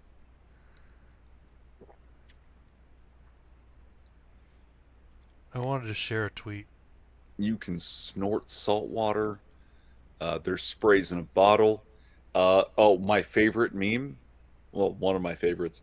Hellman's Maya nasal spray for when you're breathing a little too easy.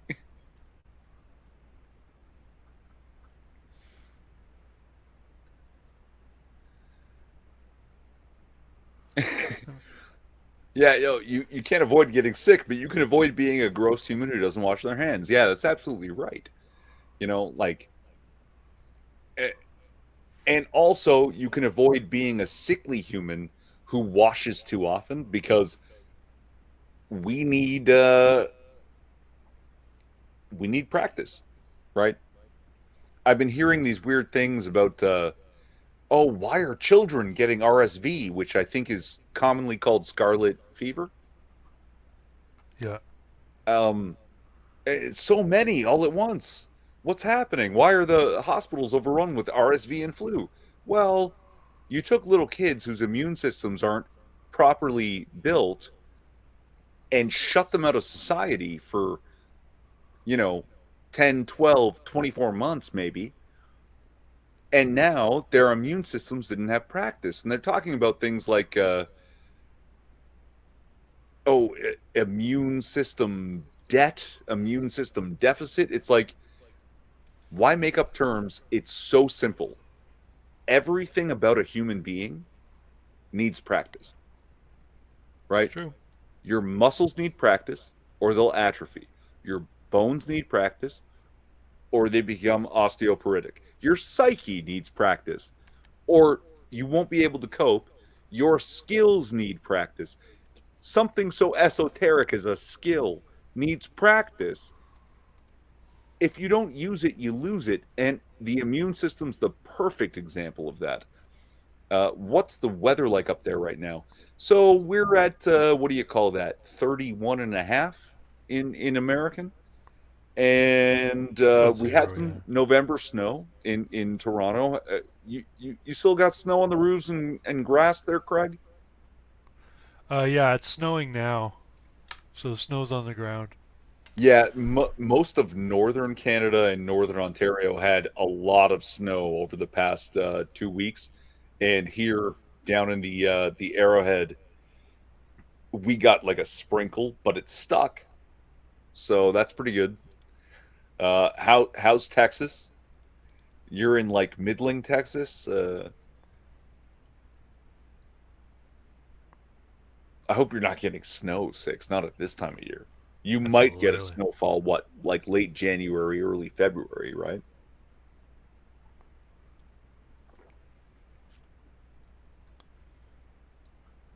Damn, I can't find it. It's on Canada Man's Twitter feed. He doesn't have enough Twitter feed for you to not be able to find it. Come on. He's been pretty prolific. He's been tweeting almost as madly as Craig has. Yeah, almost. It's kind of weird, eh? Yeah, Uh, no.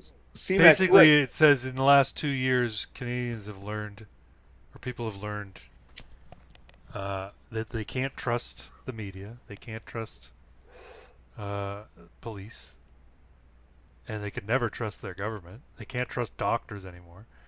What are we meant to do? What are we gonna do? This is That's what actually he said. a fun joke from Dave Chappelle's monologue, right? He's like, "What? Everything that these people are figuring out just now, black people been on that. Oh, we can't feed our families anymore. We've been on that. We Yeah, can't trust the government. We've been on that." It's so good. If you have to watch it, please go I'll watch it. have to. I've only read bits of it, so yeah, it is disheartening, and I understand why you don't want to make any content because you feel like, what's the point? It's an exercise in futility. But hey, man, like it's it helps for your own peace of mind to get shit out. Yeah, no, it does, and we do it weekly now, and that's enough for me. But low, GC says, trust doctors? I can barely trust a fart, and it's my own asshole doing it to me. well, yeah. What's that thing that's going on in Alberta? Despite Danielle Smith being in there, that someone's been denied a transplant Yeah, because because they they didn't. don't have the vaccinations. Yeah, it's insane. How the fuck can I trust doctors? What the fuck Yeah. does that have to do with Well, anything? the fact that you've got healthcare professionals promoting people just kill themselves. Well, What happened to your Hippocratic oath? Now, I think the people that they have engaging in these MAID talks with people, the medically assisted in death, medical assistants in death, they're not technically doctors. They're low-level bureaucrats with a basically a script to go by. But the fact is they're in the healthcare system. They're representing the healthcare system, and it's disgusting. well, but they're also forcing doctors and nurses to take some sort of like oath or make a signed commitment that they will engage in made practices and offer made to patients, Yeah. right? Well, I Like, mean, the medical system in Ontario, and I'm sure it's happening elsewhere in the country, it's collapsing. We're going to be moving to a two-tier system ultimately, because God, I there's just fucking no hope so. because there's just no way for us to keep going the way we're going. With the number of people that they let go because they wouldn't get vaccinated in healthcare, and the extraordinary wait times, and now everybody is so their immune systems are so shot because of measures that were put in place for 2 years, that and people are just they've turned people into hypochondriacs. They're panicked about every little fucking thing now, that they're clogging up the emergency rooms for things that you know normally they take a fucking Advil and they go to bed. So, uh, yeah, so it's just I don't see it surviving, and I think ultimately in Canada and probably elsewhere in the West, there is going to be sort of a paradigm shift when it comes to people. I think when it comes to people realizing that 99% of the problems that they have on a daily basis are the result of government insinuating itself into their lives. And when more and more when it hits a critical mass, where more and more people come to this realization, the systems that we have in place right now uh, will ultimately come crumbling down and be replaced by something else. And then the hope is a smaller, more restricted government. I'm so glad you are so white pilled because I am currently like still so black pilled about this, and I can't help but think of Norm Macdonald at beautiful joke. I was just reading this history book, and luckily it says here the good guys have won every time. Well, I mean, the idea that good will always prevail. I think that people are naturally inclined to seek out uh, Good night, Six. night six to seek out a life that is free from conflict. Right? We don't look for conflict, and when institutions that we've come to rely on to our own peril seem to be creating conflict at every opportunity, uh, we ultimately say, look, we just want less conflict.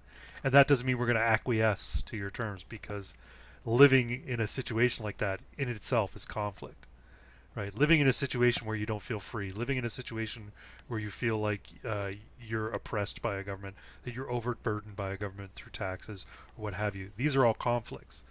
So the idea that you're going to acquiesce if you just put your thumb down harder, people will ultimately just give in. That's that never that never works out, right? Tyranny is an unstable system.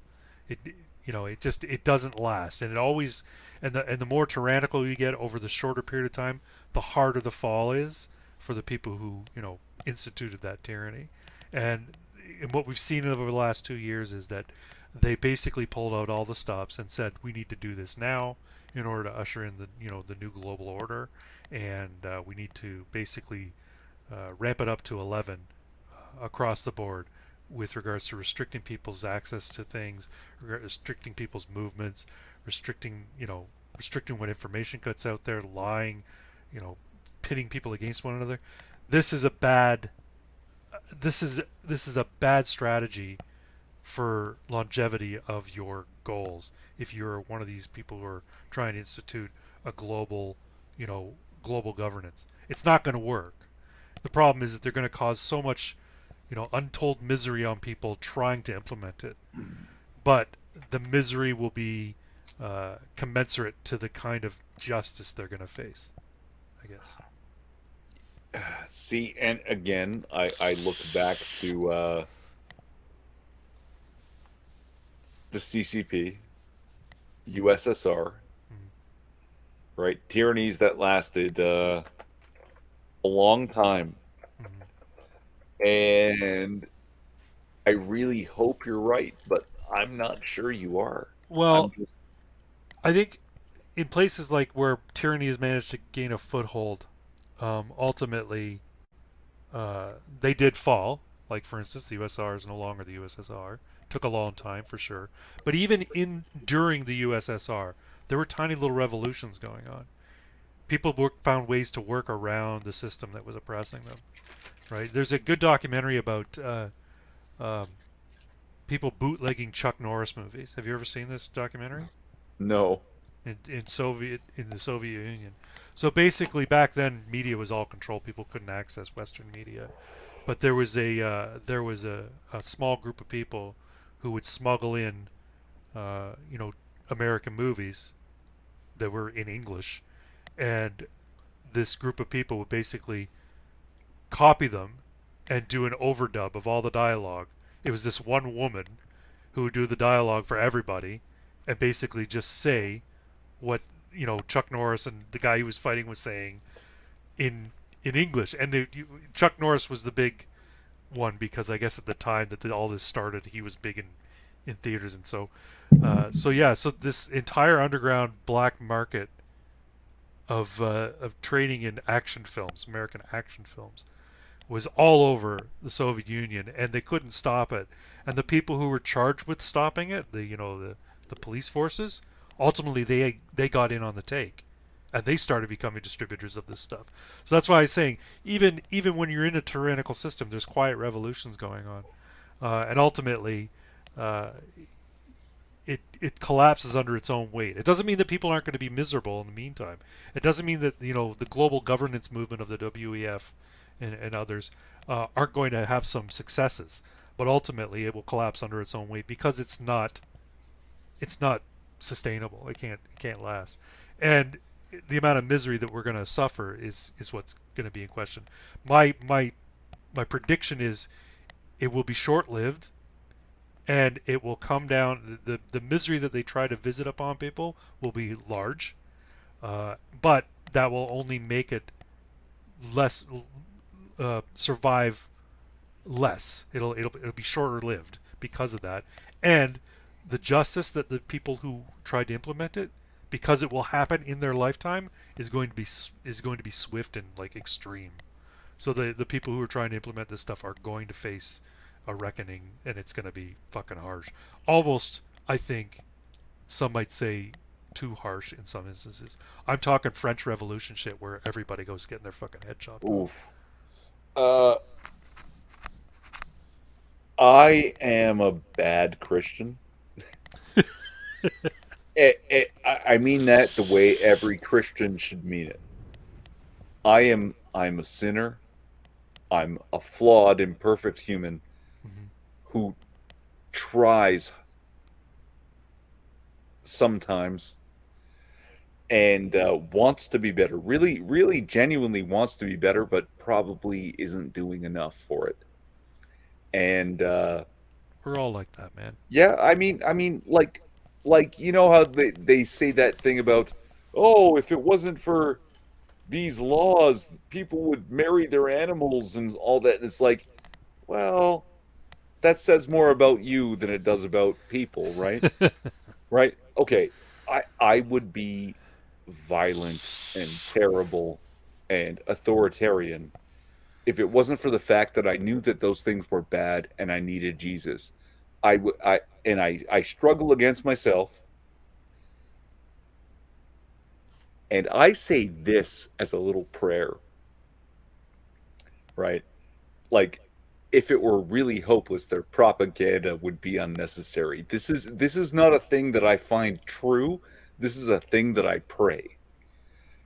right? And Jesus was a libertarian, right? And I struggle against myself and against the others who would control me, and I don't want to impose my control on others, even though sometimes I no, I sometimes I really want to, but I shouldn't, and I know that. Mhm. And this is something that I say as a prayer, for God's sakes. Like, and God, like, I hope you're right, Squid. I hope you're right, Craig. I really do, because man, we have seen the worst of it in the not just the 20th century, in the vast majority of human history, right? Yeah, I mean, well, it's the things, right? It's the peaks and valleys we draw attention to because those are the extreme cases in human history. Most most people, prior to the 20th century, were living in abject poverty. Most people, and Sure, and even now, there's a huge swath of the world population that's living in abject poverty. But abject poverty today is different from abject poverty 300 years ago. And the thing is, there's always been dictators, there's always been authoritarians, and there's always been overreaching government, and there always will be. It comes back to what we were talking about last week with the Rousseauian vision of human nature and the Hobbesian vision of human nature, mm, right? It's somewhere in the middle. It's not neither of those two yeah, worldviews are correct. But all in all, even in the worst of times, people found ways to make their lives a little bit better. You find strategies to try and eke out an existence even in the worst possible cases, right? And that's why when I say there were these tiny victories and these tiny revolutions going on in these authoritarian regimes, even in China right now, and in places like North Korea, right? In North Korea, there's black markets, open black markets all over the place, selling contraband, and the cops can't do anything. They can come and talk to people selling them, but the people just tell them to fuck off, and they do because they realize they can't maintain it. sure, and that's great and all, except that several generations of the same family have been interned, born, lived, and died in Mm-hmm. camps in those countries, Yeah. right? So it's not. I'm not absolutely convinced that we're just gonna win in my lifetime. Well, the Like, thing is that the thing yeah, about win is like it's almost like this idea that we're going to have one day we'll reach a libertarian utopia. No, that's never going to happen. We're going to see justice brought to people who would do us harm. Uh, no, but libertarian dystopia. That's my favorite outcome. no, but I'm saying over time we're probably going to see more freedom, not less, and we're probably going to see less privacy for a while, but ultimately, uh, things will come to a Well, pass that well, I don't know. I guess it's going to depend on the individual and the situation you're in. the If you want to live a life of convenience with world travel and the latest technology, you're going to have to make concessions with regards to your freedom and your privacy. If you want to live a simple life where you provide for yourself and you're self-reliant, you don't need you don't need all that stuff so much. You're gonna live a freer life. You know what I mean? the arc of moral history bends towards justice. Is that the line? I think that's the phrase. Yeah. Uh, Martin Luther King, right? Um, but convenience? Oh God, what does convenience have to do with an arc of moral justice? Like, people want convenience. People want what's easy, and they don't want what's right or good or free. They just, so many of them want what's easy, what's convenient, man. And that's where I'm getting blackpilled, is I'm seeing all these people going like, yeah, well, if it's easier for me, then fuck you. Yep. No, Right? Where it used absolutely. to be like, leave me alone, fuck you. Yeah. But no, but you gotta, yeah, it is kind of disheartening to see the number of people who are fully on board with authoritarian measures like mask mandates and vaccine passports and that sort of thing, and being forced to show your vaccine status when you want to go eat in a restaurant. I got in an argument with a family member over. I'm like, okay, you'd be happier if I built you a time machine, you travel back to 1930s Germany. If this is the type, if you think this is good, what we have to do here, just eat in a restaurant here in Quebec, in Montreal, then maybe I should build you a time machine. You can go back to 1930s Germany and live there because that's what you're advocating for. And he got all, how dare you? I'm like, well, how dare you? How dare you? How dare you say that people need to show ID and special papers just to go and enjoy a meal? When did that become okay? Uh, it gets ugly when people get hungry. Most times, yeah, but This North is why I'm saying Korea, that things are happening so fast that the snapback is going to they're be great because we're seeing all of it right now. I People can't afford to eat, and people I, can't. Sorry, go ahead. I cut you I off. no no no no. I just want to say, like, I hope you're right about that because it gets ugly when people get hungry. There's this idea that every civilization, no matter how advanced, is literally 3 or 4 meals away from complete anarchy. Yep. And yet the North Koreans have been starving for 80 years. Like they're on the brink of starvation. And it hasn't ended yet, right? So how long? Like it's not four Well, days, I don't think right? they're. But the thing is, I don't think they're starving. They're basically being kept on a subsistence diet, so they're just shy of starving, and that's how Just, they've been able to yeah, maintain yeah. it. No, they're You know what I mean? they're they're always hungry and never Never never sated. Yeah. dying of starvation. Right. And but man, that's disheartening to see people willing to live like that. And like, I'm sorry, I'm like 165 pounds and I can eat for a guy who's like 265. If you starve me for like 2 days, I'll fucking murder and eat a person. I'm not like, I don't think that's an exaggeration. I will bite someone's face off and eat it. There's more comments. Jeezy says the thing people don't understand about North Korea is that power is maintained because people want to live like that. Well, that has something to do with what Squid Coyote says. It has a lot to do with their culture. You got to consider what went on in the Asian Peninsula for thousands of years and how people lived. It was a very strict, regimented caste society, Yeah. and so people expect to be subjugated. And most people living in North Korea today have never known anything else, right? Probably all people living in North Korea today have never known anything else. So they don't. So in Yeah. terms of them wanting it, I don't know. It's a matter of. I'm sure a lot of them would want to be free, but they don't know any better, and that sounds really, colonial They of don't me. know any different. They They don't don't. know Yeah, they some don't need different different. I thing. should say. I shouldn't say they don't need better. They don't know any different. And all of Uh, humanity has been on the verge of starvation for 100,000 years. Uh, yeah, yeah. No, no. with the exception of like the astoundingly rich. No, but 100,000 years ago there weren't rich. There was everyone was hunter gathering, and yeah, basically you if you stop moving, you don't eat today. So Yep. tomorrow you might be too weak to find food and eat. So you're dead. You're not wrong. This is part of the thing that actually bugs me terribly and makes me black pilled is that the history of the world is oppression, racism, violence, and slavery. And in the West here for 250 odd years, this is a weird anomaly that's proven to be very valuable in a lot of ways, but also given too much freedom, too much choice, people will turn back to absolute slavery, dominate me daddy, because Hmm.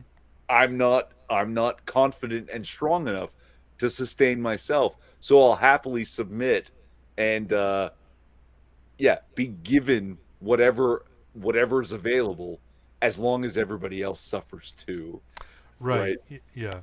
And that's the problem with the modern 20th and 21st century liberal democracy is that basically people were basically conned into thinking that things would be different if we elected our leaders as opposed to had a king or had an emperor or what have you. Uh, it's it's grown so much over the last 50 to 100 years, let's say, government, that it essentially is basically become this thing that, for all intents and purposes, is uh, a a monarchy or a despotism or an empire, where you've got emperors in Ottawa or in Washington D.C. ruling over subjects, not citizens.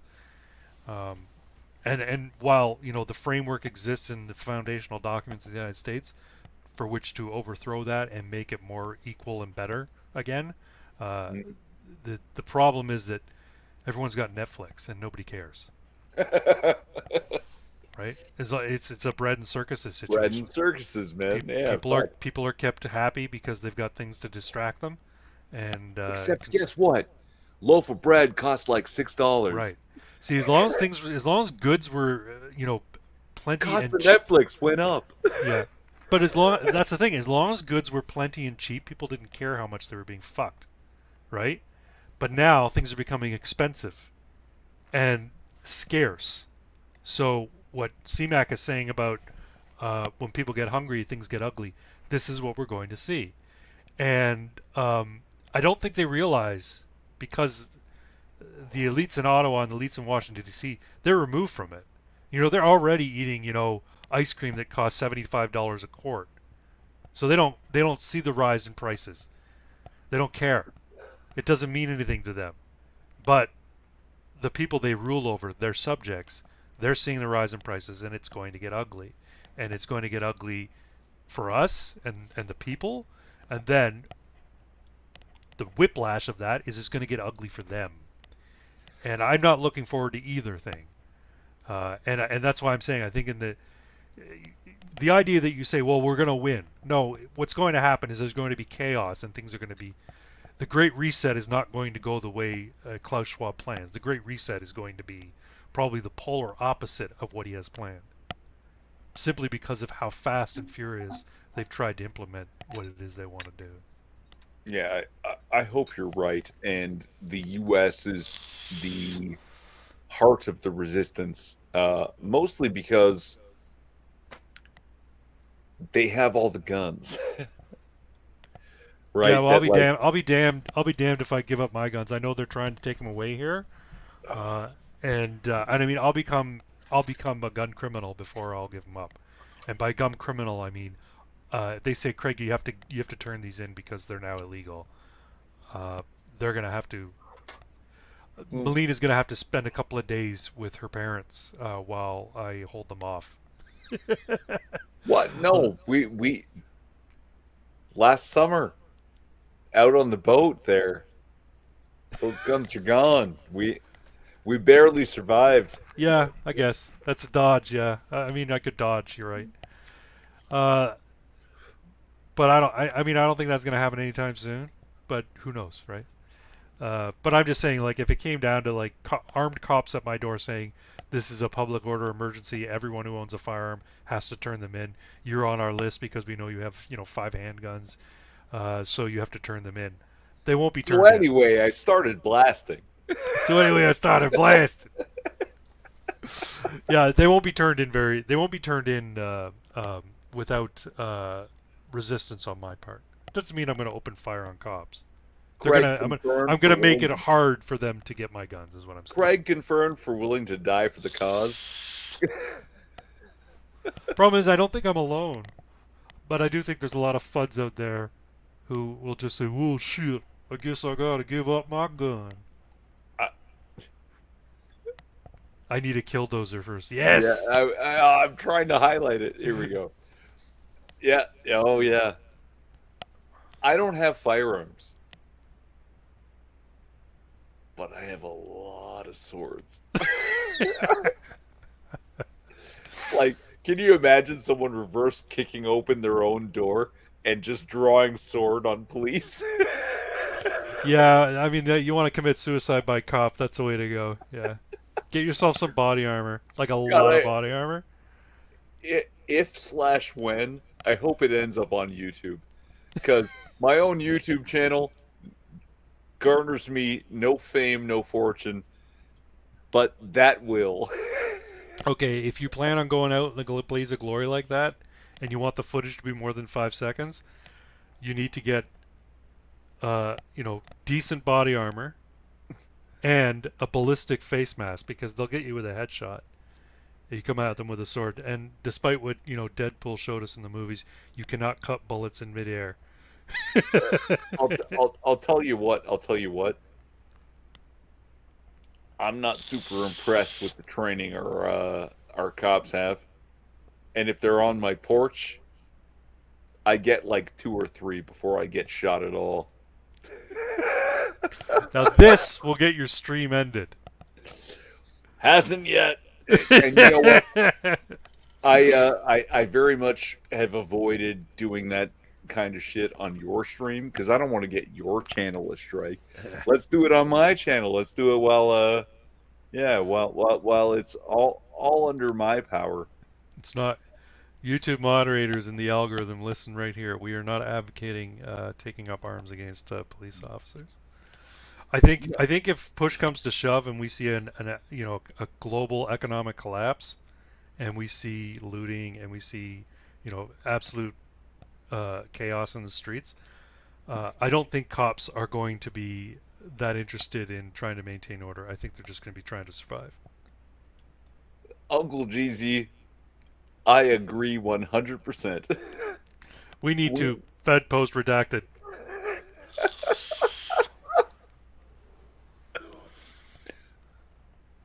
And when I say cops just trying to survive, I don't mean trying to survive as cops. Trying to survive as regular people, because everybody's going to be in the same boat at that point. sword throwing robot. Yeah, talk to what's his name? Who's that? Uh, Colin Firth, is that his name? Colin Firth over in the UK. He makes all those crazy machines. He does all these crazy inventions. He built the bunker in his base in his backyard. You ever watch Colin Firth's videos? No. You should find him. Look him up. He's got some crazy inventions. He built a bunker in his basement, and then he connected a tunnel from the bunker to his garage, basically, so he can enter the bunker stealthily. It's pretty cool what he's done. Look, I don't advocate for murdering good cops, of course. But in the face of a tyrannical government and an authoritarian quote unquote police force, Alexander Solzhenitsyn was the one who wrote that, yeah, man, had they had the wherewithal at the time to just ambush these corrupt police forces, corrupt specifically, Yeah. right? That might have halted the whole movement in its tracks, you know, right? It doesn't matter if you win or lose any engagement. Later forces sent out to accost innocent civilians for engaging in freedom, not for hurting anyone. Hmm. Those forces might have thought twice and maybe not gone, and you could have ended the tyranny before it began. I'd like to see. I'd like them to do basically a post mortem interview documentary of all the cops and all the people who were on the streets in Ottawa during the Freedom Convoy that cracked down on. I'd like to see like an in-depth documentary because there were people you could see there were some guards out there that they had looks on their faces. Some people out there, cops, what have you, had looks on their faces like, "What the fuck did I sign up for? What am I doing here?" Yeah. And there was one where a guy was like, there was a cop crying. He was fucking crying Okay. because he was being asked to do this. And people were saying, no, no, no, his eyes were watering because it was cold. Well, all the protesters are out there; their eyes weren't watering. It happens to one or another, but okay, you want a post-mortem of that thing to a greater, more horrific degree? Read a book called Ordinary Men. Yeah, write it down. Um, and yeah, like cops go about doing their job and it's a hard job, and it's nasty. It can be brutal, and because it's nasty and brutal, they might not realize until it's too late that they've been doing the wrong thing. Yeah. Right? Like it's hard, man, especially when you're tasked with being the hard and the bad. Yep. Like the only defense against evil men is good men skilled at violence. And that's not some Jungian thing. That's not some psychological. That's fucking Bushido, right? Yeah, I was gonna say it sounds like Sun Samurai. Tzu. That sounds like Yeah, Sun Tzu. the Uh, samurai said this, right? That yeah, you just have to be better at violence and not as evil. mhm. And that's the only way you can stop bad violent men, right? Ordinary Men Reserve Police Battalion 101 and the Final Solution in Poland. Oh, okay. Yeah, I'd be interested in reading that.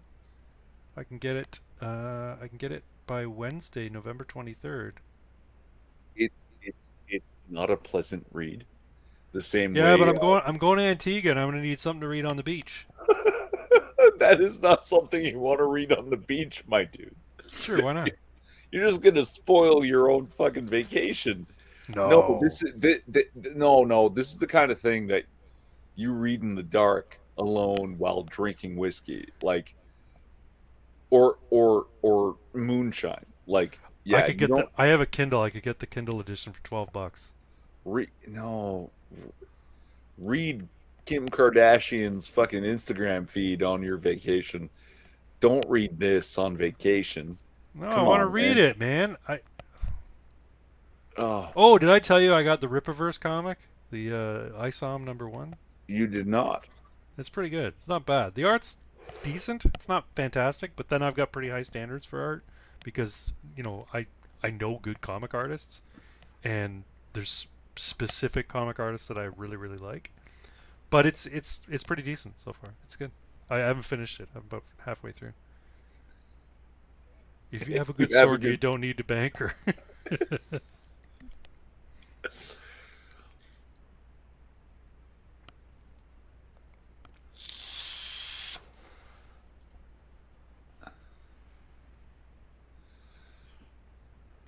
The meek shall inherit the earth is a misquote. It's about bridal violence. Yeah, I heard that recently.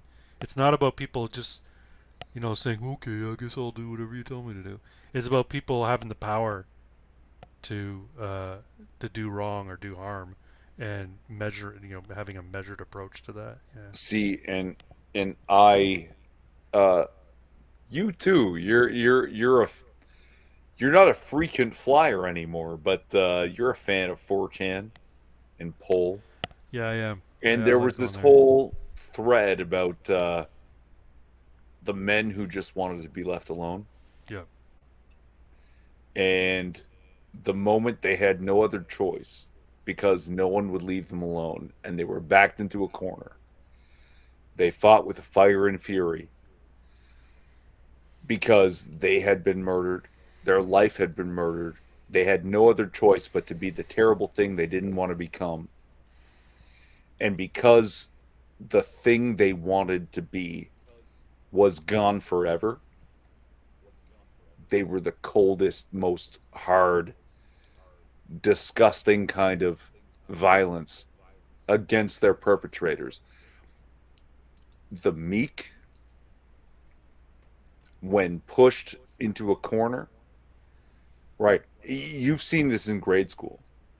Hmm. Some poor kid who just wants to play with his Pokemon cards and you know be with his video games, and some fucking bully is just fucking pestering him forever. Hmm. And when that kid fucking snaps, it doesn't matter how big the bully is. He loses his whole shit, and he puts everything he has into fucking doing everything he can, not to kill this guy, but Yeah, to yeah, hurt him, right? yeah, He goes for the eyes, he goes for the crotch, he'll fucking bite an ankle if he has to, but he's not trying to win. He's got nothing else, and he's just trying to brutalize this guy, and he does. that this giant in the 6th grade, who's bigger than everybody else, is suddenly crying and screaming for his mom while this little underweight kid is fucking biting on his crotch because he just wants nothing more than to hurt him because he's got no other out, right? It's the This, same thing, but on a this sounds personal to you. this is this a real life story? not specifically, but Yeah, but you've seen I it. I okay, I didn't do the things I described to you, but I snapped on the guy who was way bigger than me and had been bullying me for too long. Yeah, And I hurt him pretty fucking badly. yeah. And I did it without thinking. And everyone was mad at me. Like, they were like, he's really hurt. And I was like, good. And I walked away. And I had forgotten that I literally sit next to this guy in my classroom. Wow. And I'm sitting at my desk and I'm fucking shitting myself. Wow, you just kicked his fucking ass. If It anybody got should be shitting like, himself, it should be but him. he's but it all set in. I had time to cool down, and I remembered how much bigger he is and how much he had fucking pestered me and all that, right? And he comes in into the classroom and he sits down like we had those fucking like not cubicles, but like we put 4 desks together Yeah, and then 4 desks together and whatever. yeah, And yeah. I'm in that one desk, he's in the one next to me, and I'm sitting there, and he comes in and he sits down and he looks at me and he says, "Yo, I'm really sorry. I shouldn't have done that to you. I understand why you're mad." Like, we're like in the 7th grade, right? And like, no one should be this mature, but he was actually, for that moment, afraid of me because I had nothing left to lose, and I would suffer any indignity just to hurt him, not to win. I had no intention of winning. I just wanted to cause him the same pain he caused me, and it didn't matter the cost anymore. And suddenly he recognized that, right? Like, Yeah, it's so yeah. terrible. Because to And him, to him, bullying you was a game, but to you, it was like this is it. I've had enough. It reminds me of a story. Albert T's got some good comments, and I think maybe you should highlight them. I will, but the difference was I felt bad. I knew I should not have done that. It didn't matter what he Hmm. did and how badly he was treating me. I knew it was wrong and I felt guilt. I didn't feel fear that I was going to suffer some sort of retribution. I felt bad for what I had done. Hmm. It like it's so fucking weird. And yeah, like, and also, like, I felt bad that I was now not very different from him. No, no, it is different, right? To fight back is not the same thing to You instigate. you you you want to believe it, but like Well, I mean, he beyond a wanted. point, right? Like if you had made your point by pushing back, and he backed down, or he was beaten, and then you kept attacking him still, okay, then maybe you've crossed a line. it, But it was the mentality yeah, yeah, that it you didn't let your matter to me wrath any take control. Yeah, good good or bad didn't matter anymore. I just wanted him to hurt, and I felt guilty about that, mm, right? And I'm glad I did, and I still do sometimes when I think mm, about that because yeah, fuck, I need Jesus. I am not always a good person, no, and yeah, there there are none righteous, not one.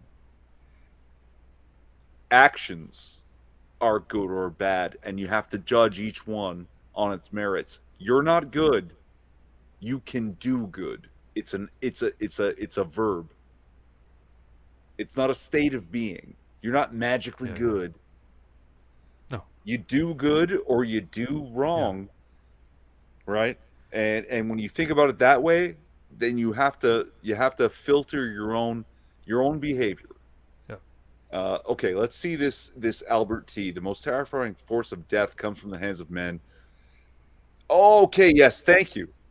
They try so very hard to mind their own business and provide for themselves and those they love. The moment the men who wanted to be left alone are forced to fight back, it is a form of suicide. That's what I was trying to get at. I felt like I betrayed myself, right? That I just acted in a way I knew was not right. He goes on. They are literally killing off who they used to be, which is why when forced to take up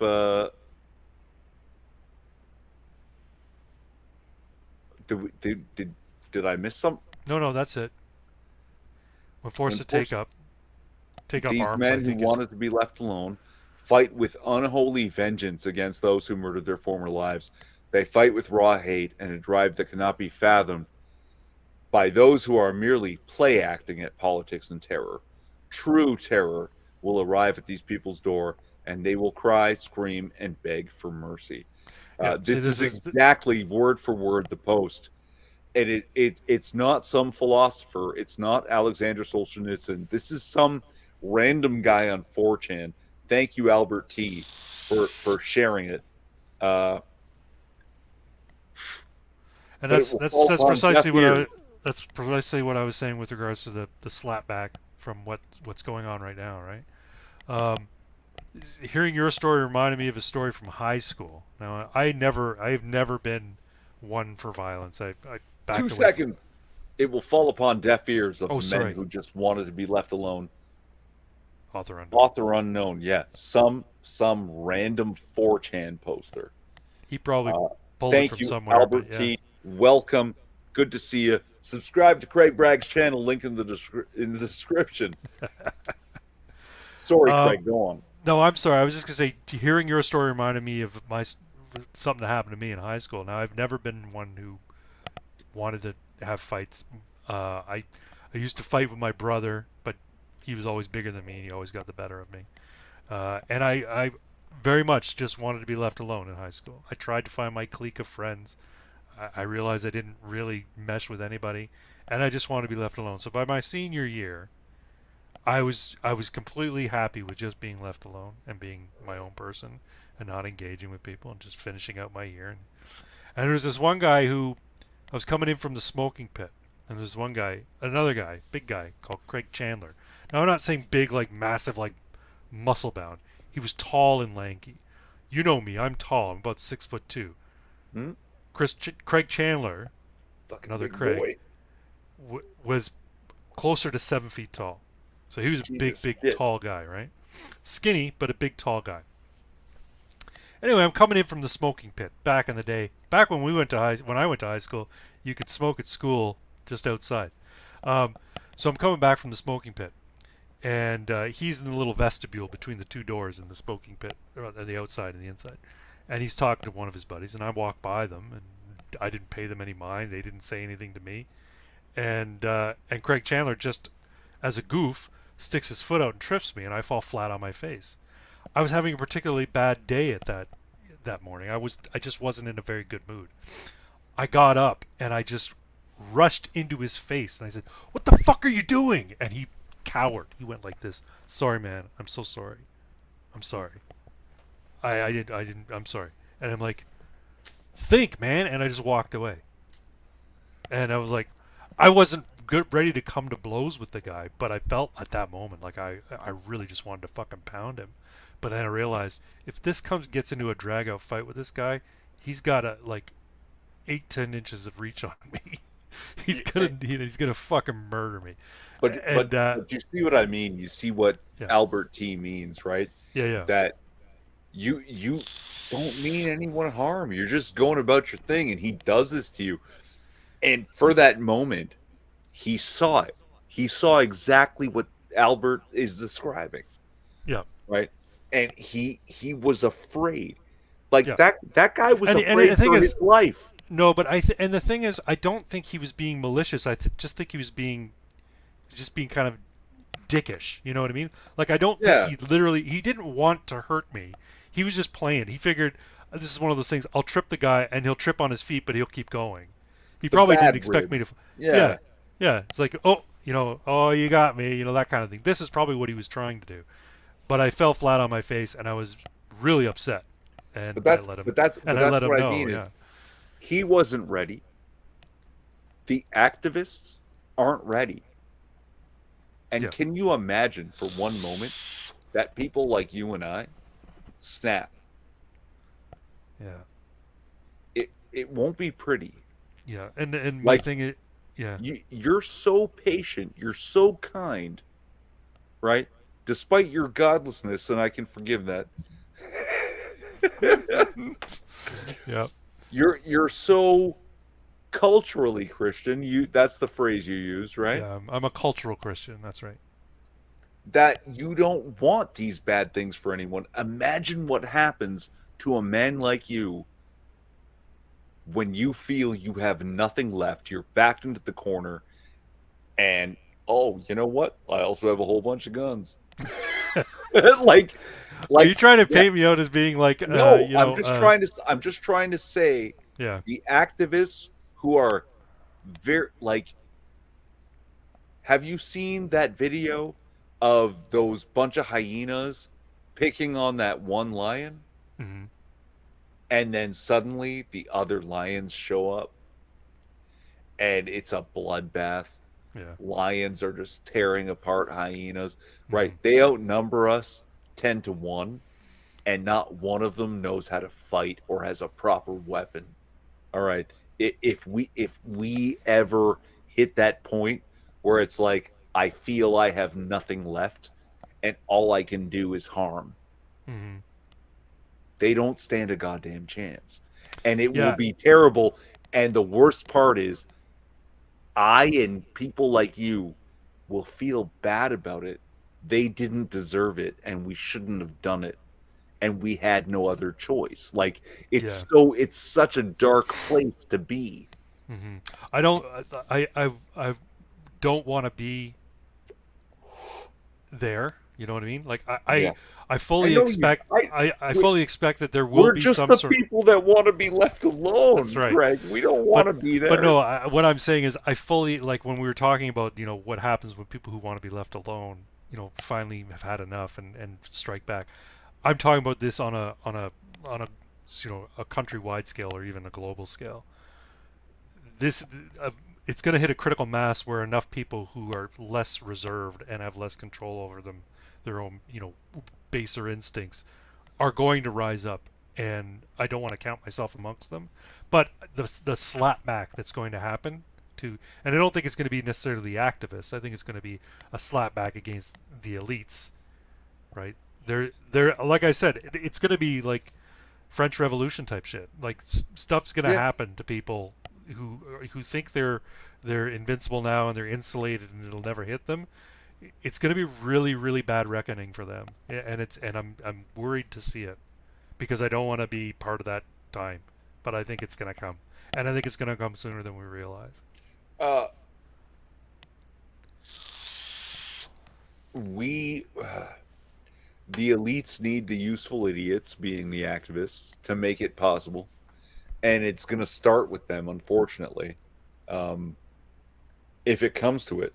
You can scare off bears in the same way, though. This is in reference, I'm sure, to your giant friend who played a bad trick on you. Yeah, This is absolutely true. No predator, no bear, no puma wants a fight. no, They want a meal. that's right. And if you put up a good fight, especially if you can strike them in the face in their eating machine, they know instinctively that damage to their face means they might not be able to eat. If you break a tooth, they might not be able to bite into animals and eat them, let alone kill them. They might Right. not be able to eat anymore. So, yes, go for the face Yeah, against wild animals yeah. and elites in Minecraft. Yeah. No, and But it's yeah, it's it's true, and that's why I'm saying most people don't want conflict, right? Most people don't want conflict, but when people feel oppressed and they have to sacrifice or compromise certain things That's a conflict. Even if they can live with it, even if they can live with certain mandates, they can live with putting a mask on. It's a conflict because they know it's wrong and they know that they're cowering. You know what I mean? So I heard about this documentary called "The Act of Killing" about the Indonesian Civil War. Um, I will write it down and look into it because if I'm not mistaken, it's also along the lines of Ordinary Men. Um, yeah, that like it's just some bad authoritarian times that regular people caught up in what they thought was their duty suddenly were forced to cross some lines mhm. and then just crossed lines over and over again. It yeah, like it's rough. It's rough shit, man. And this circles back to Albert T. Thank you for bringing that word for word. That's the literal 4chan post. Like it's from a 4chan poster. Nobody else ever produced this. It's just some 4chan It asshole. might be from someone else, and then the 4chan poster copied and Nope, pasted it. nope, because then we would have a source. This Well, is no, just some 4chan guy writing it. could be. I don't know, right? It's all anonymous on 4chan, so we don't know.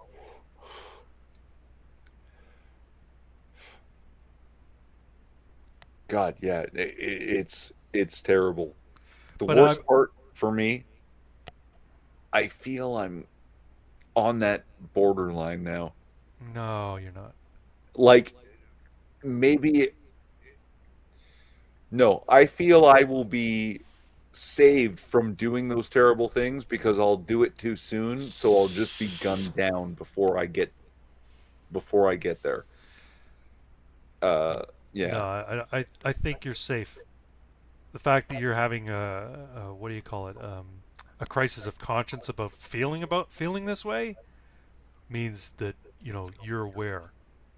I think things would have to go terribly, terribly bad for you, and not just like uh, you know government's doing terrible shit to everybody. I mean, people who go suicide by cop, it's never just one thing, right? It's a bunch of things, and Sure.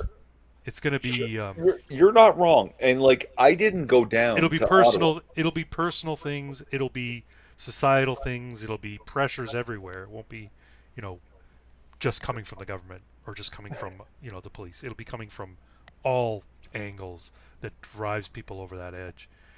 Or you become so fixated and tunnel vision on a specific thing in your life that becomes the defining thing that causes you to go over the edge. And I I don't think you're going to hit that point. I think you're too with it. I didn't go to Ottawa. Instead, I stood my ground locally, got myself fired. If it comes down again, the second vax offensive, Yeah. which they're doing already, right? Yeah. Like WHO, WF had this big meeting and they're like, oh, yes, we're still going to have vax passports for international travel. Yeah, they're going to try and institute what was a Rive can everywhere. Yeah. Yeah. There's a And reason why it happened here and it didn't happen pretty much any other Western country, right? Because we are the sort of poster child or the test case for the WEF. They want to see how it goes here before it goes in. Because they and figure if Canada gets on board, then other countries are going to get on board too. but it wasn't even that bad in Canada as it was in, say, New Zealand or in Australia. Like Right. we're literally third on the list. But I'll tell you this: I'm if it comes down to it, if a movement happens and they go to Ottawa again, I'm going. Yeah, I could see myself going to protest Except, in Ottawa, yeah. But I'll go but as Canada man. see, but then you and I have to actually be far away from each other because I don't want to pull you into something like this. If it comes down that EMA again, and they send a bunch of cops in with batons and they start hitting people and firing smoke bombs, I'm gonna fucking stab a cop. If I'm there in the next time, I will be violent against police with intent to kill. Wow, I wouldn't say Yeah. stuff like that. No, we're saying it on YouTube and no one shut us down yet. No, But I know, but I promise you I this. If they try it again, yeah. the only option is violence. And I don't have anything left. Well, my hope, Irving, is that they don't try the Emergencies Act again because it's going to come out. I have a feeling. I get a sense that this judge, this person who's overseeing the inquiry and is going to make the judgment, I get a sense that he is going to say, um, he's going to come down and say, no, the Emergencies Act was not justified, and there needs to be oversight, and there needs to be. It can never happen again like this, and it will be very, very hard for them to try and do something like that again without there being uh, huge backlash. We Uh, fed posting now, LMAO. it likely doesn't get more peaceful. No, I don't think it will be peaceful See, either. I have a feeling that I think they're going to learn their lesson from this inquiry that they're not going to be able to invoke the Emergencies Act. They're going to, and my hope is that they're going to say, okay, no, we but got this wrong the last time. We need to rethink this. you're too hopeful on that point, I think, Well, because there I have are to be. I have no, to be. but there's Otherwise, I go down the path you're going down, and I don't want to go yeah, down that yeah, path. and I don't expect you to. I don't expect anyone to follow me here. You know why? Because most people didn't follow me down the no mask path. Most people didn't follow me down the no vax path. And here we are. And you know what? Like there will be no consequences. No, I don't think But there's going to be any. Like, I don't think they're going to tar and feather Justin Trudeau. But I have a feeling he's just the consequence will be that the um, the approach will have to change in the future. They can't do the same thing again. see, except that there are no mechanisms in place to prevent them, let alone punish them for these bad actions. So they, if motivated, will do it again. And if they do it again, Doo doo. doo doo, I don't see the motivation. Like I don't know how many people I've met, some of my friends that said, I'll happily trade my children's future for a little bit of ease now because you know, I'll get the vaccine and my child will have to be suffering this totalitarian future forever because I don't feel like fighting. I don't have any kids, Neither as do I. far as I know, right? Uh, my future is probably pretty quiet, nothing to be, envied. So, yeah, fuck. Try it. I promise you, I Irv- get two for your one. Irving, you know what you need? Better weapons? No, you need a woman in your life, a good woman. No, that would only slow me down.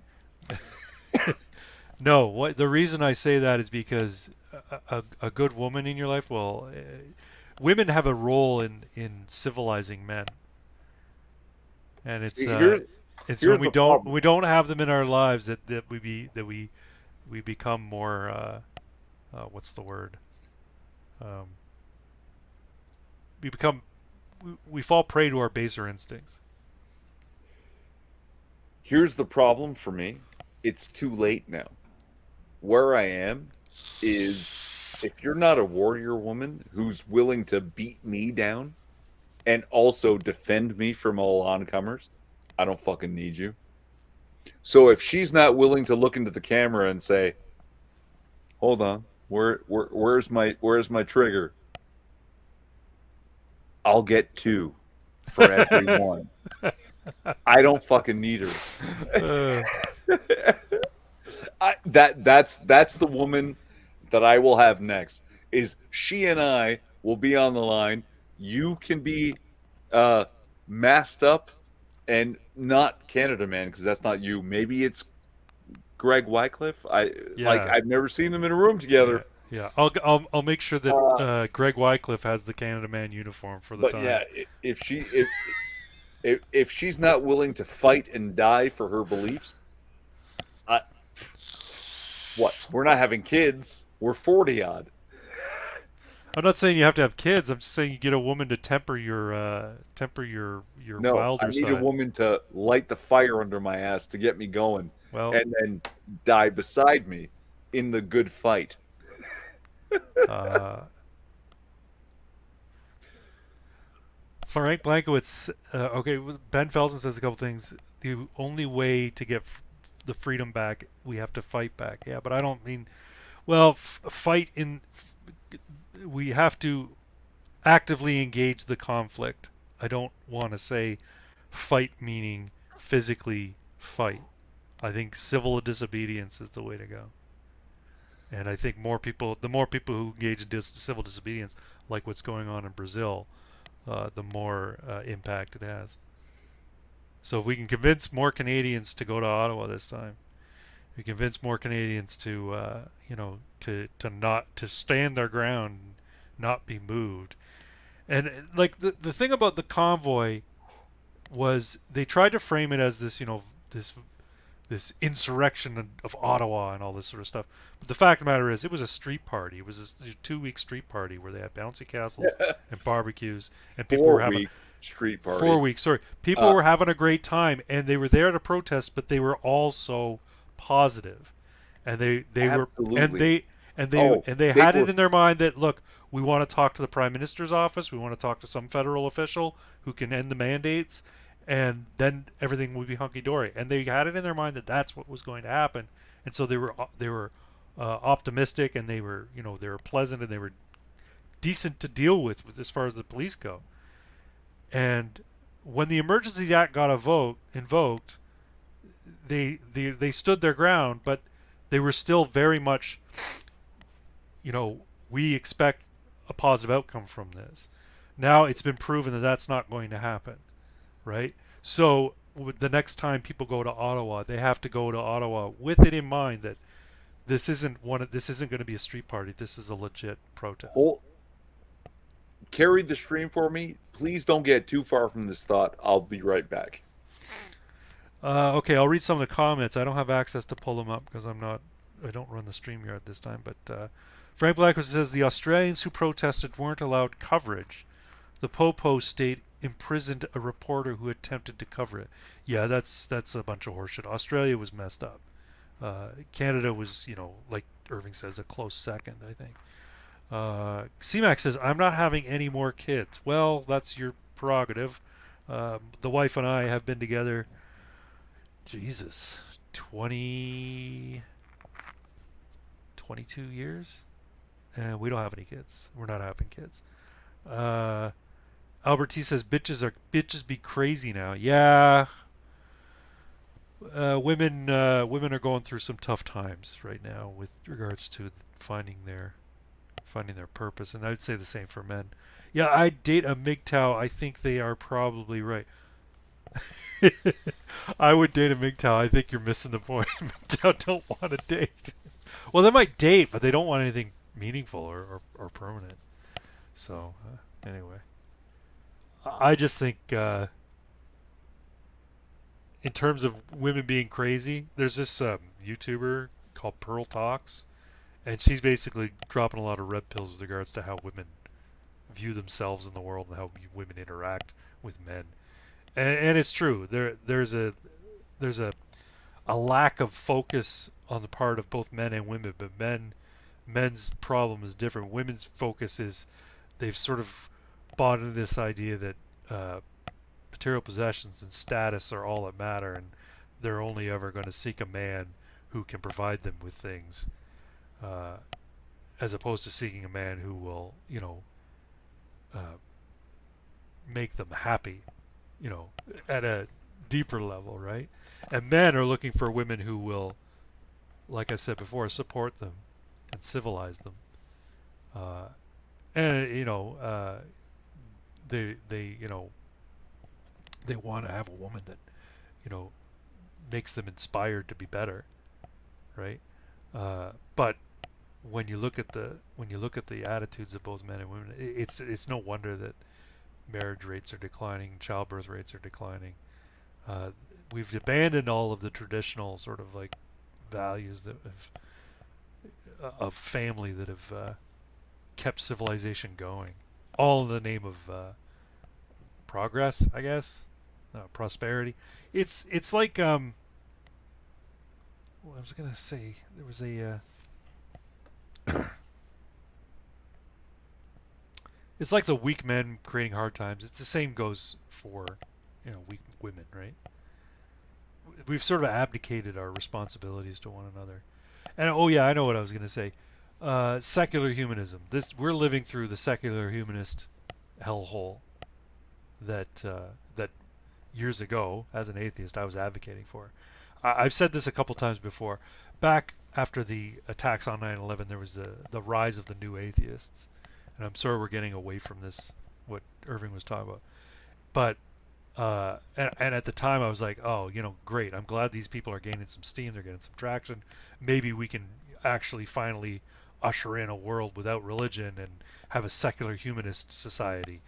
Well, what we're looking at right now is that secular humanist society where people can't even define what a woman is. People's grasp on reality in terms of what fundamental truths are is tenuous at best, and this is what we've wrought. Children being mutilated because a girl likes to play with trucks, and a government that feels its duty is to provide for its citizens, in this case subjects, from cradle to grave, and that all they have to do is shut up and take it, and they'll be provided for. This is what secular humanism is wrought, and if I know now or if I knew then what I know now, I would never have advocated for that. I'm still atheist, but I come to understand, just the value that basic Christian principles and the Judeo-Christian mythos has sort of provided for society. Sorry, I got a little off topic, a No, little bit no, more philosophical. You told me to keep it in the same vein. no. It's I was just reading comments and Judeo-Christian. it caused me to go off on a tangent. It's never off topic to discuss godlessness, because that is largely this is the problem with society. Like if we can't recognize things that are wrong, like murdering babies, and I'm not talking about abortion. I'm talking about somehow the abortion Euthanizing them. argument has extended to murdering infants in Canada Yeah, up to 12 months after birth, right. So right? child's born with a birth defect that's going to make their life difficult, or going to strain the already overtaxed healthcare system. Then the option to euthanize the child is put forward. Yeah. Somehow we decided in Canada, with a thing with which I agree, we do not murder criminals. I firmly believe that the death penalty is murder. Okay? If you are under attack from a person who means you harm, and you have no choice but to do them harm in return to Mm-hmm. stop them from doing that harm, Mm-hmm. that that's self-defense, Yeah. right? If you have to kill a person to stop them from hurting, maiming, killing you, fine. But if you manage to subdue them, turn them on their belly, put their hands behind their back, and restrain them, and now you pull the trigger, that's just murder. Yep. If society does it, that's Mm-hmm. also just murder. I firmly believe that. I agree. I am pro, or I'm anti capital punishment. I don't support But capital punishment. now we just execute born children, not Yeah. even unborn children. Did What Mummy the not feed you, fuck? cat? Sorry, my cat's here Yeah. meowing at me. Did Mummy not feed you? He gets his foods around 11, and it's we're oh man, we're coming up on 1 o'clock. Yeah, yeah. We've almost done 3 hours, but we still have 12 viewers. Let's go. That's amazing. Yeah, and we've got people that I haven't seen before. Albert T, for instance. Frank Frank He's Blankwitz. new to me too. Yeah, I I'm think not Frank familiar. I'm Blankwitz might sorry have if he's been been here before. before. Frank Blankwitz might have been here before, Yeah, but yeah. Seen Frank. Seen a lot of people are familiar, but Albert T. Thanks for joining. I'm not familiar. I'm sorry. I drink a lot. I don't know if you noticed. I mean, your description is angry drunk Canadian, so But it's you know. goddamn, this guy who I don't know just shows up and is like, I know that 4chan post you're just asking. I'm gonna post it for you. Miracle, man. I love this guy. One Well, of my thanks for popping by, Albert T. yeah, Find us on Twitter. been a while. Yeah, fuck. Okay, If yeah. So always too drunk I am. no, you're not sloppy. You're okay. Yeah, for now I'm okay. I've got enough in my glass to get sloppy. So let's Yeah, and if you follow me on Twitter, Albert T, follow Canada Man too. He's got a new Twitter feed and or Twitter profile, and he needs followers. He's only got 24. but I mean, I feel so conflicted because I see in the world, like, you say you're an atheist, right? And I'm sure you are, or you think you are, but goddamn, how do you not look at the things that are going on and not see the influence of the devil, right? That Satan himself has taken over some of these things, and they are pushing for the worst possible behaviors, right? Yeah, On the guise of freedom. And yeah. hey, you want to be free, you want to do your thing, that's fine. But also, Well, I don't even think they're Satan is calling it real. freedom. I don't think they're calling it freedom. They're flat out saying it. This is Of how course things are they going are. to be My body, because my we. choice, Oh yeah, yeah. right? I get what But you're saying. also, uh, your body, my choice when it comes to the Yeah, vaccine, because exactly. Yeah, these people that screech about consent yeah. are the same group of people. Overlapping Venn diagram is like basically a perfect circle. Don't care about your consent when it comes to spending your tax dollars, No. putting this fucking foreign substance inside you, right? Like, Yeah. they don't need your consent. No. They just want whatever it is they want. It's all built on whims, not even on power. It's just on, that's what I feel in the moment, and now you have to obey, right? It's true. I fear this, therefore I want this, and you have to do it or else. Yep. It's fucking gross, and it's it's so satanic that it's hard to deny the existence of the devil at this point. And if the devil's real, so is God. That's that, like, you I, know. I I see your argument. Here's the thing. uh, in terms of my atheism, I'm what you would describe as an agnostic atheist, meaning Gnosticism and agnosticism speak to what you can know, Mhm. and theism, atheism speak to what you can believe, right? I'm an agnostic atheist because I don't know if there's a God. I can't know if there's a God. There's no way Okay. for me to know. But given that I don't see uh, material evidence of God, I see a lot of indications that there might be a higher power in a lot of coincidences and things like that in the universe. I see the complexity of the universe, and I understand the argument for there Okay. have to be a God. Um, but because I don't have any evidence for a God, I therefore do not believe in a God. Doesn't mean there isn't one. Might be one out there.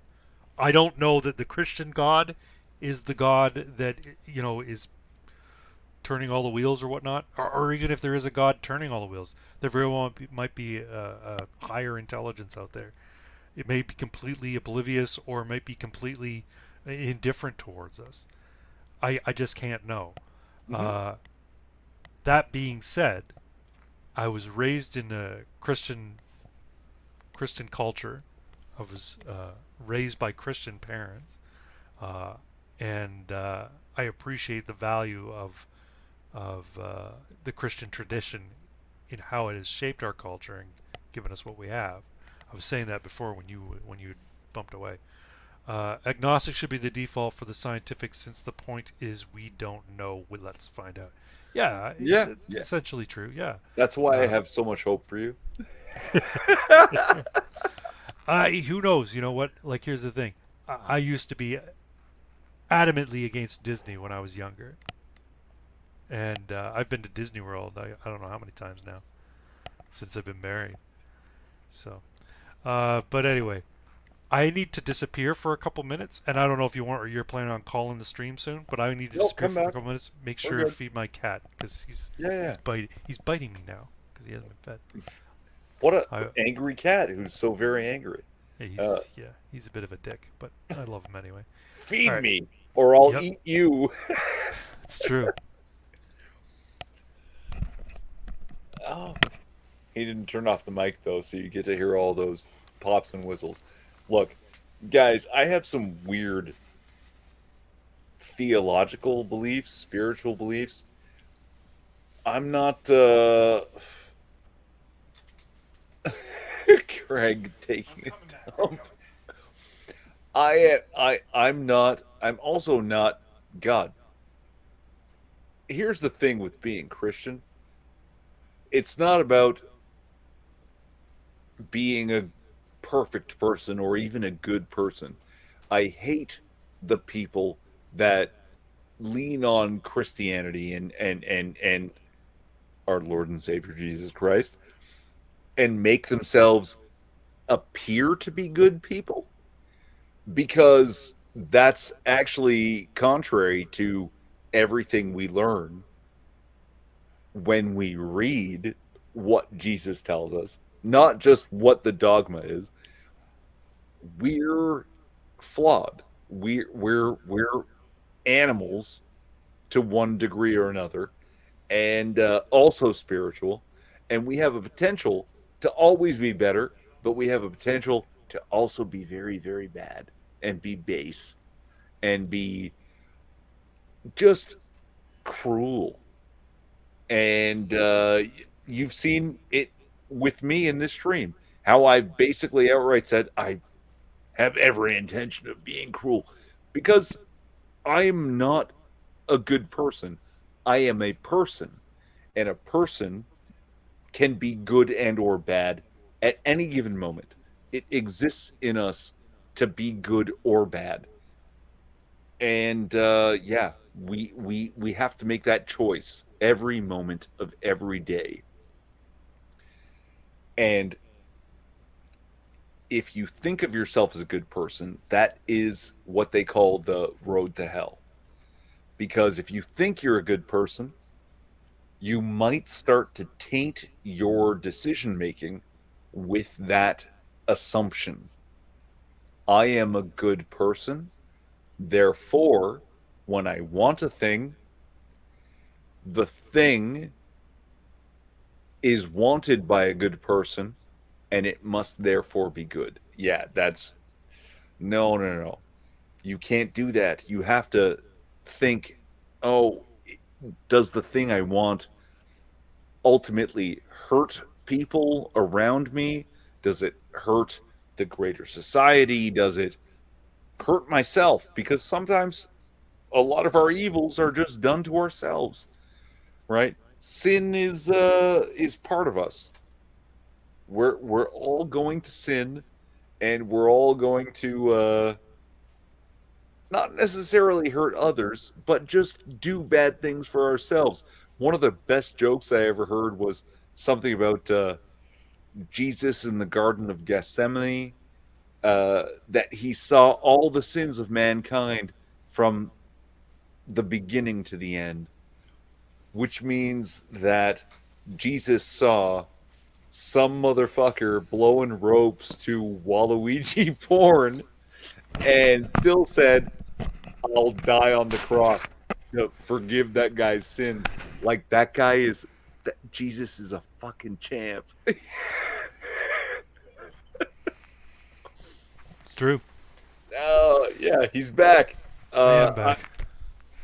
um, thank you so much, because I did not get into the depths of what I believe, but I was just trying to hold the audience with some cool theological talk from a layperson who is also a weird ass fucking spiritual. I don't know.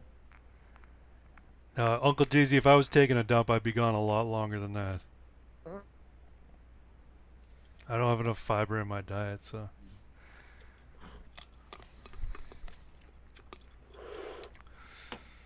He gave us free will, so it's all his fault. Yes, And no, he gave us free will, and it's a hey, it's a privately owned company. We do what we want with it. You know what I mean?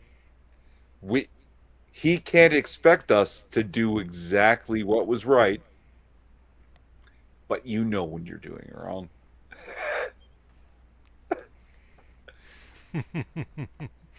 In the end, all evil is done to ourselves. Yeah, well, there's the argument against the idea of being other being, a Satan, right? People are capable of doing all sorts of evil. I don't think they need influence by supernatural beings to do it.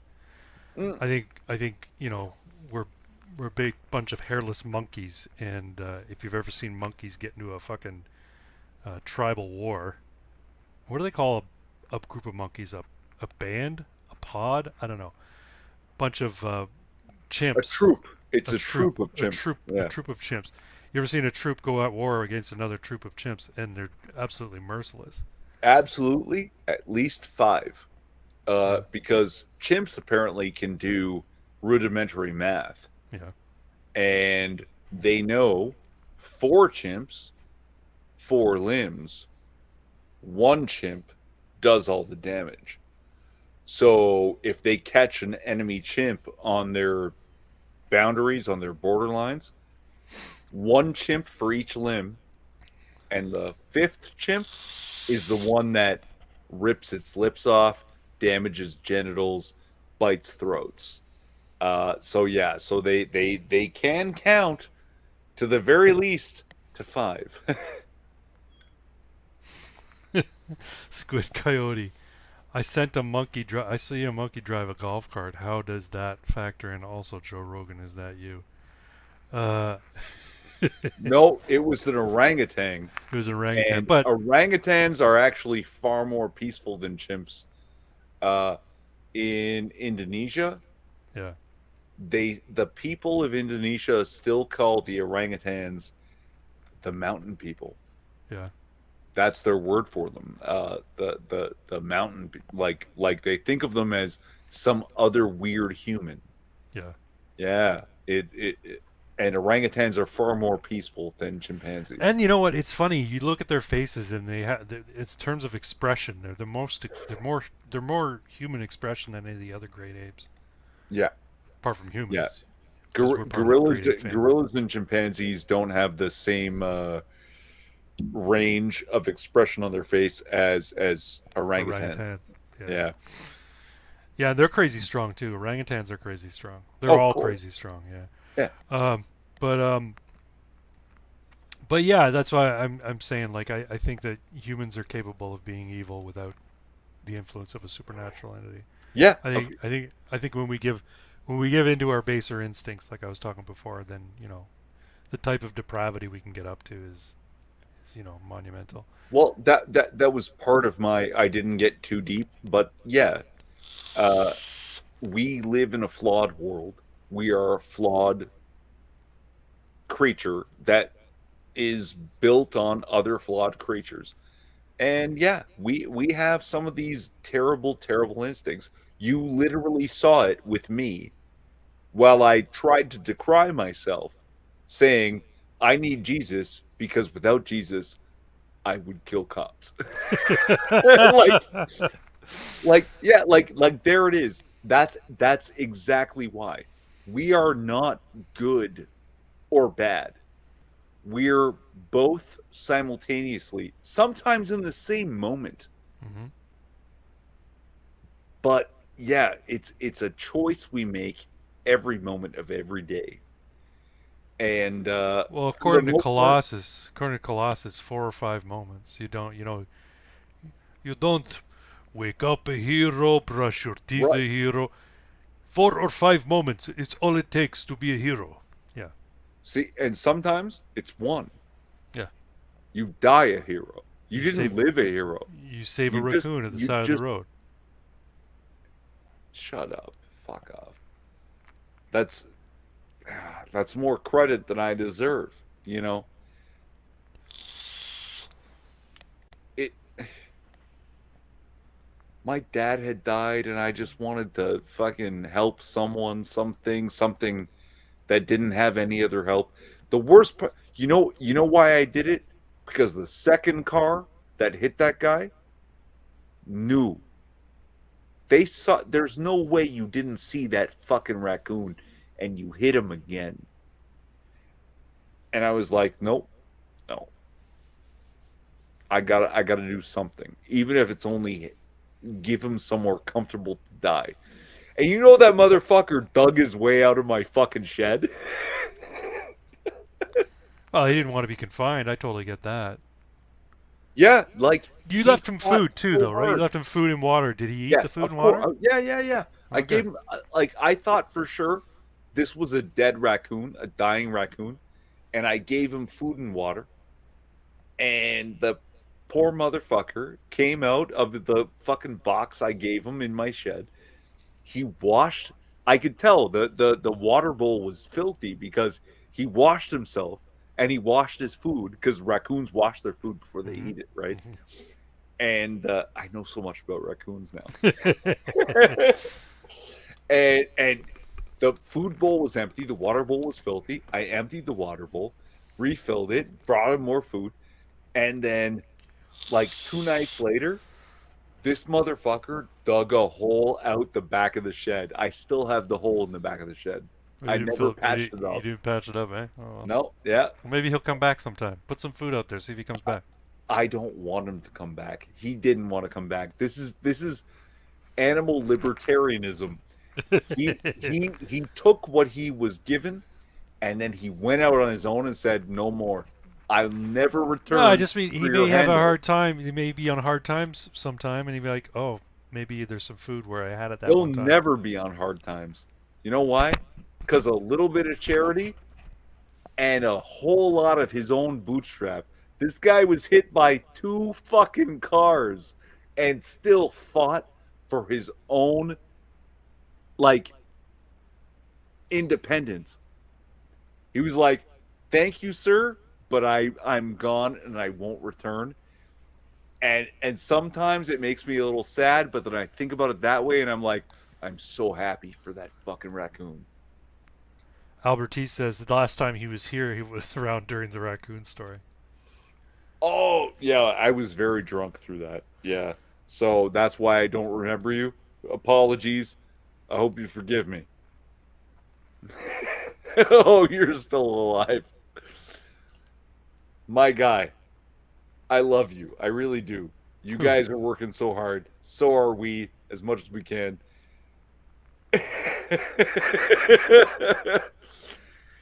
Apparently, in my Discord, some people thought we were dead, and then we went live, and he was like, "Good play, awesome strategy." That's how long it had been Mass since creation we. broadcast. Oh, you're still alive. Yes, we are. Can I share something real quick? Yeah,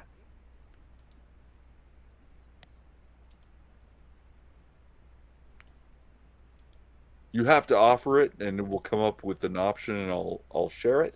Yep, got it. I don't see it. Oh, there it is. Okay.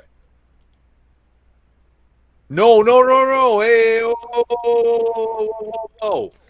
Yo, I'm gonna come to your home and murder you. You want me to stop? I pulled it. Oh, did you?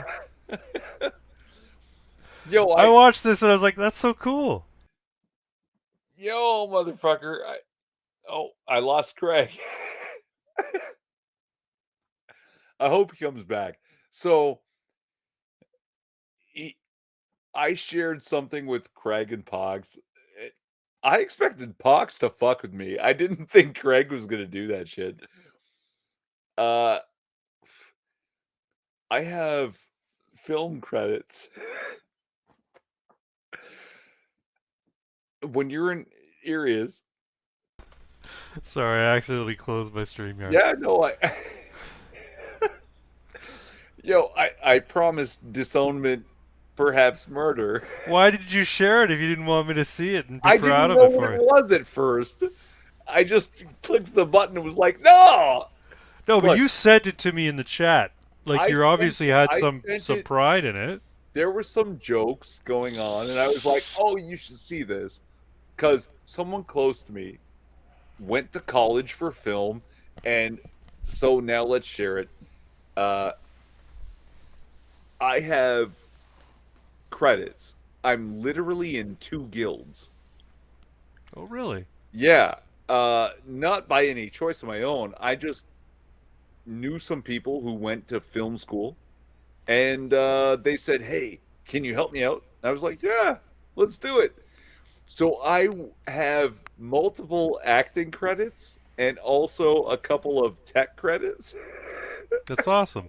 Yeah, like so I'm in these particular guilds because college credits count when you're trying to build your resume to get into, Petalwood, right?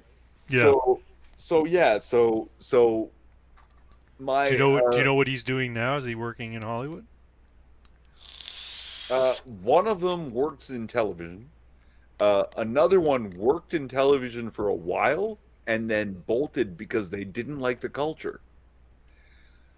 Yeah, they knew what was up and they were like, "I'm done. I'm out."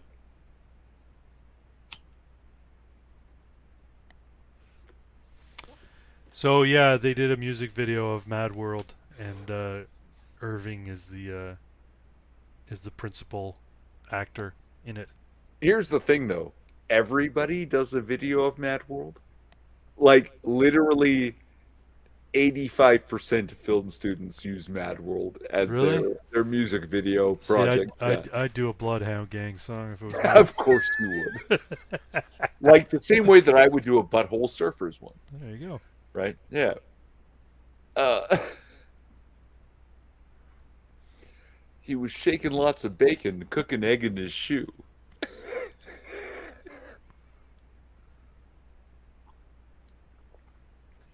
And yeah, I fully expected Pox to roll on me on that one. I did not expect that of you, dude. that was pretty harsh. It's not harsh. I thought it was great. It actually is a fairly good video. It is. I I'll wanted to share it. You get to see a young Irving twin, like really young Irving twin. see. Here's the real problem. I don't know how I'm credited in the video. Like in the description, I don't Oh, know I didn't what check. details are given there. I didn't check. Right. So Oh yeah, you're right. You don't necessarily want people to. You don't want to dox yourself. yeah. So like, because for years I couldn't find it, and I had to put in very specific search terms to find it. So if you share it now, those search terms actually will be available. Um, It says song is Mad World, Donnie Darko original motion picture soundtrack, writers Roland Orzabal, licenses. don't read too many names now. No, Yeah. it really just talks about the licenses. Okay. Video about a man whose life is solely when. But also the YouTube channel It just name. has the director and who filmed it. Yeah, and that Not your might be doesn't have your enough. name. Doesn't have your name though. Good, good. So But there you go. still, we're not going to do that. If anyone ever finds it and it goes public, okay, fine. But we're not going to fucking share it. I think you should be proud of it. I think you should share it, but that's it's you. I'll let you decide. So what happened was their actor flaked day of. Oh no. Like literally just didn't show. They called, they texted, no response. And someone fairly close to me called me up and said, "Are you busy?" And then I was in a music video. Nice. It's awesome though. That's good. And I got my first credit. There's actually a couple others where I am both an actor and a camera operator, and then an actor and boom operator. And what's funny is, as an actor in the film in which I do boom operation, my credit as actor is boom operator. They Uh, literally just had the sound crew go in and be filmed. So I got 2 credits on that one, but that gives me 3 credits each, 3 for acting, 3 for uh, uh, production. So that puts me in 2 guilds. Is that stupid or what? no, that's not stupid. That's cool. I want to see if I can find a music video that I worked on.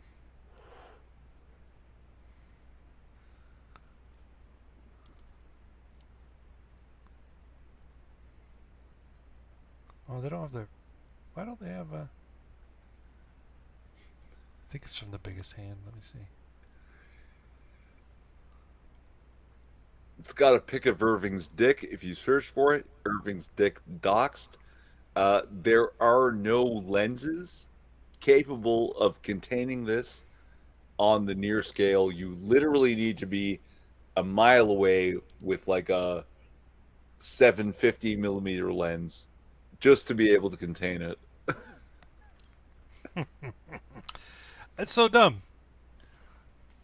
So this band called the Vanishers, they're like a rockabilly type band. They do Yeah. some really good songs. I worked on one of their music videos. Actually, I worked on 2 of their music videos. But I go to their YouTube page and like they don't have any of their videos on it. It's just their songs with the cover of their album. I'm like, Oh. why wouldn't you put your music videos on there? You fucking work so hard on them. They must be around somewhere, but anyway. All good. We'll find it at some point. You don't ever read your disc where I post a pic about how you're supposed to use plumber's putty for installing a thing. I haven't been. No, no. It happens internally. I don't go on Discord either, but you know what? I have to because Jack Gunsky sent me a message on Discord. So Oh yeah, no, I got a Twitter. Follow on Twitter; he'll send you something on Twitter. Uh, I don't think I have Discord on my phone, which is dumb. Should have on my phone. Oh, there's. is this a real quote? Is this a real quote? Sometimes it made me sad, but I remind myself some raccoons can't live in sheds. Their fur is just too colorful. Twin. No, I didn't say anything so profound. You sure? Maybe you did. I just tried to help the poor bastard.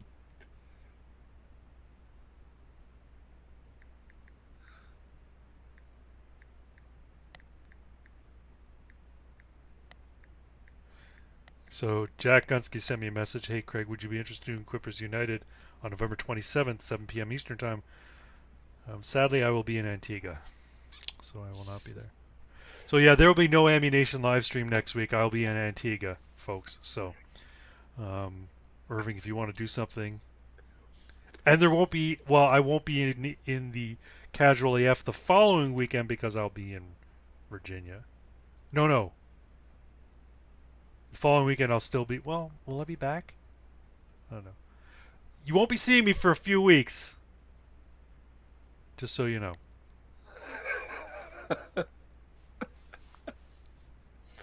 Irving talked me to sleep, but I had to get up for the potty. You're all wrong, and you're bad at plumbing.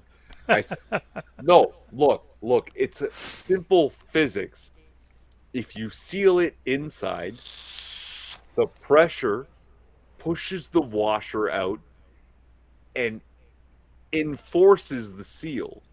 If it's leaking on the outside and you seal it on the outside, the pressure breaks the seal. That it's so simple. What? What? I'm Okay. not mad. You're mad. That's funny. Well, sir, we're coming up on 3 hours, 20 minutes. Oh my god, have we gone that long? And we We still have. have like 10 viewers. Okay, so I'm gonna do something terrible. What? You're stealing my nobody tells jokes anymore. Oh, shit, I don't even have a joke. Do you have one You don't tonight? have a joke? I'll have to think of one real quick. I have a joke that I wouldn't tell on your channel because I wouldn't want you to get in trouble for it. But you know what? Kanye and Dave Chappelle have basically broken the broken the seal here. That it's like open season on the Jews and Jewish jokes are just like, it, yeah, open season. Drag them to the laugh chambers. Uh, more 6 million punchlines will be executed in this humor cost. Well, probably more like 250,000.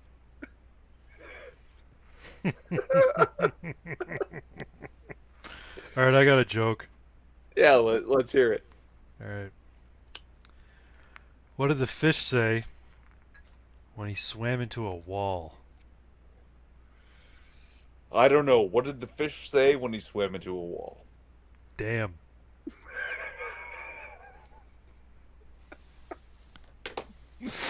Oh shit. It's fucking terrible. Oh, it's like a natural disaster, right? Like a avalanche or a lightning strike. It's Yeah. awesome and terrible. Yeah. Dad jokes. That's what Dad. jokes should be. Yep. They should be that. Yeah. I like long story jokes. If you go to my channel, folks, there's a jokes playlist. Occasionally, I get it. Take it upon myself to just tell a joke in the car. There's a few good ones there, in my opinion. I think they're good. They're the kind of jokes my father would tell me back in the day. He doesn't tell jokes anymore. He's old, and I don't think his mind's what it used to be. But occasionally I can make him laugh by telling him jokes that he told me when I was young, and coming up with another joke. They're literal dad jokes, and they're awesome and terrible, Yes, like a force of nature, and absolutely worth listening to. Totally enjoyable. yes, Mine are a little bit more sharp, yeah. less awesome, more terrible. Yeah, I like story jokes. I like long jokes where there's like there's an interaction between two people and then boom, expectations are averted at the very end. But I'm going to tell the joke that I didn't tell on your channel Go for twice it. now. Go for it. Uh, Play along, will you? Sure. What is it called when you try to remove corruption from institutions and government? I don't know, what is it called? Anti-Semitism.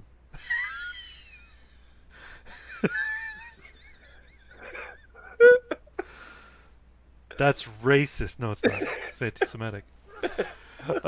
Shame, all because of a lack of putty. Putty is your weakness. Oh, C-Max says she's coming over to check your sink one day.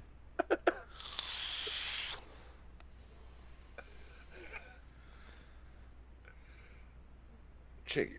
There's no putty in my sink, and my sink doesn't leak. I don't understand the problem. Jesus, what what are you guys doing? C-Mac, Irving and I are one day going to take a trip to Kingston. It's one of my favorite cities in all of Canada, and I haven't been in ages. So Irving, we'll make a trip sometime, maybe in the new year. If Absolutely. if we're I've in never town, been. C-Mac, if we're in town, C-Mac, you should let us know where we can meet up just to say hey. Yeah, for sure. And we have these weird cities like Ottawa and Toronto, and Kingston is the place where shit actually happened, right? Yeah. York was a staging invasion or a staging point for invasions and defenses, but it didn't last very long. Kingston was Why going to the be hell is it? Yeah, Kingston Kingston was Kingston going to was be a the capital of Canada. yeah. It had every opportunity to be it, and then it didn't, and I'm not even sure why. Maybe we'll discuss it with CMAC when we get there. Uh, All right, sounds good. I will find you on Facebook.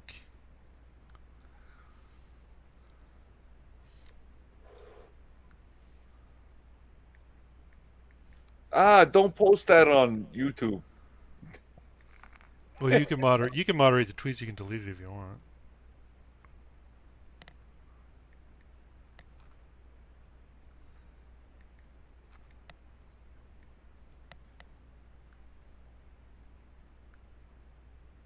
How am I not a mod in my own chat?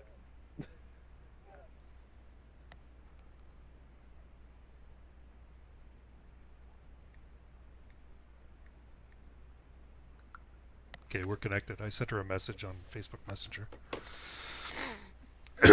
Well, I can't delete the tweet or but I made her a mod. So she can delete her. She can delete her own. Yeah, Okay. delete it yourself, you fucking loser. What the fuck was that about? Don't put Well, your name in the fucking chat. well, it's because she wants us to, Yeah, what do you but you call it? could have DM'd us somewhere else. Like we'll find you on Twitter or wherever. It's all good. There's 12 people watching, so. That's a lot for No, I us. know. I'm just saying it's not like she's been doxxed. I'm saying. And you know what? All the people that watch us are pretty cool. They won't like Yeah, use it they're against her, I'm sure. exactly. Yeah. Good people. That's actually the bonus of having a small but loyal viewership It's true. they're not gonna antagonize each other. No, except Fox. Fox antagonizes everybody. Now unmod me. I'm not an arc. You are an arc. You're mine arc. All right. And you will do whatever it is you want. Not what I say. All right. I trust you. That's the problem. You now have the power that I should have because I believe in you. Do with it what you will. That's what God did to us.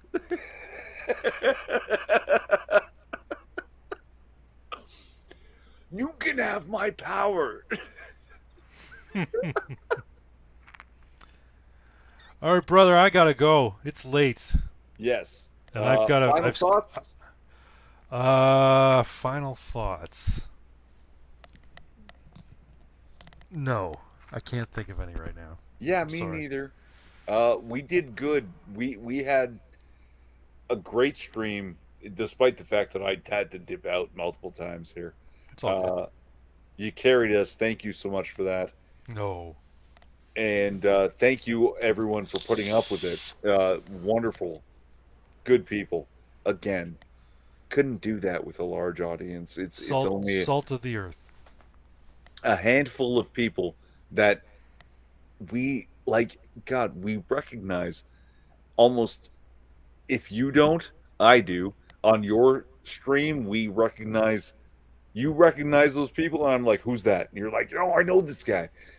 This is something wonderful. Mm-hmm. It's tight, it's closed, and if that's all we get, I'm grateful. You know, Yep. I No, it's appreciate these people who come back. Like, God, the system fights against them, tries to prevent them from seeing us, and yet they come here despite the fact that, God, we're unprepped, unprofessional, and now I'm too drunk. And thank you so much, everyone. Really, too kind, all of you. Yeah, I don't know why you put up with us. Well, me, I know you. I know why you put up with him. Oh no, I often feel I'm dragging you down. Oh God. 'Cause I'm boring. You're entertaining and I'm boring. But that's okay. I'm more boring on my own channel. How about that? But yeah, I had a great time tonight too, Irving. Thanks for having me on again. I'm glad we got to do it. I know it was a bit touch and go before, but yeah. And folks, if you're not following us yet on Twitter, please do. I think Irving put our particular social links in the description, right? And my next project is to actually build a credits that I can just copy paste rather than rush over and be like, "Oh, here's Craig's YouTube channel." Yeah, Yeah, yeah. I hear you. So we'll have a proper credits for everyone for the description. Yep, got your message, C-Mac. Thanks. I don't know when we're heading out Kingston way, but we'll ping you when we're on the way or we're in town. And then Yeah, if Christmas gets busy. This guy's on vacation. My I'm on birthday, you know, your birthday, when's your birthday? December. So yeah, So middle of Christmas season. And then yeah, I'm also Ukrainian, but I was raised Roman Catholic, so we have like regular Christmas plus second Christmas. Uh, so could be a little herky jerky between now and February. that'll happen at some point. We Yeah. should do the same with Costin too. Costin's out Stratford way. We could head out to Oh yeah. Stratford, catch a play, hang out with Costin for a bit. That'd be fun. Fuck yeah. All right, folks, I'm heading out. Irving, thanks very much again for having me. Having you, guy, you're my co-host. We do this. No, don't listen to him. I he co-hosts my show. I co-host his show. We do this pretty much every week ish. Yeah, thereabouts. Next couple of weeks are gonna be off kilter because I'm got things going on. Yeah, we have like maybe a summer hiatus and probably a Christmas interruption. Yeah. So don't bank on us constantly, but we'll be around as much as we possibly can. Uh, yeah. Good night, folks. For Urson, for Kislev, hitting the buttons. Good night. Good night. We'll see you. We'll see you on the other side.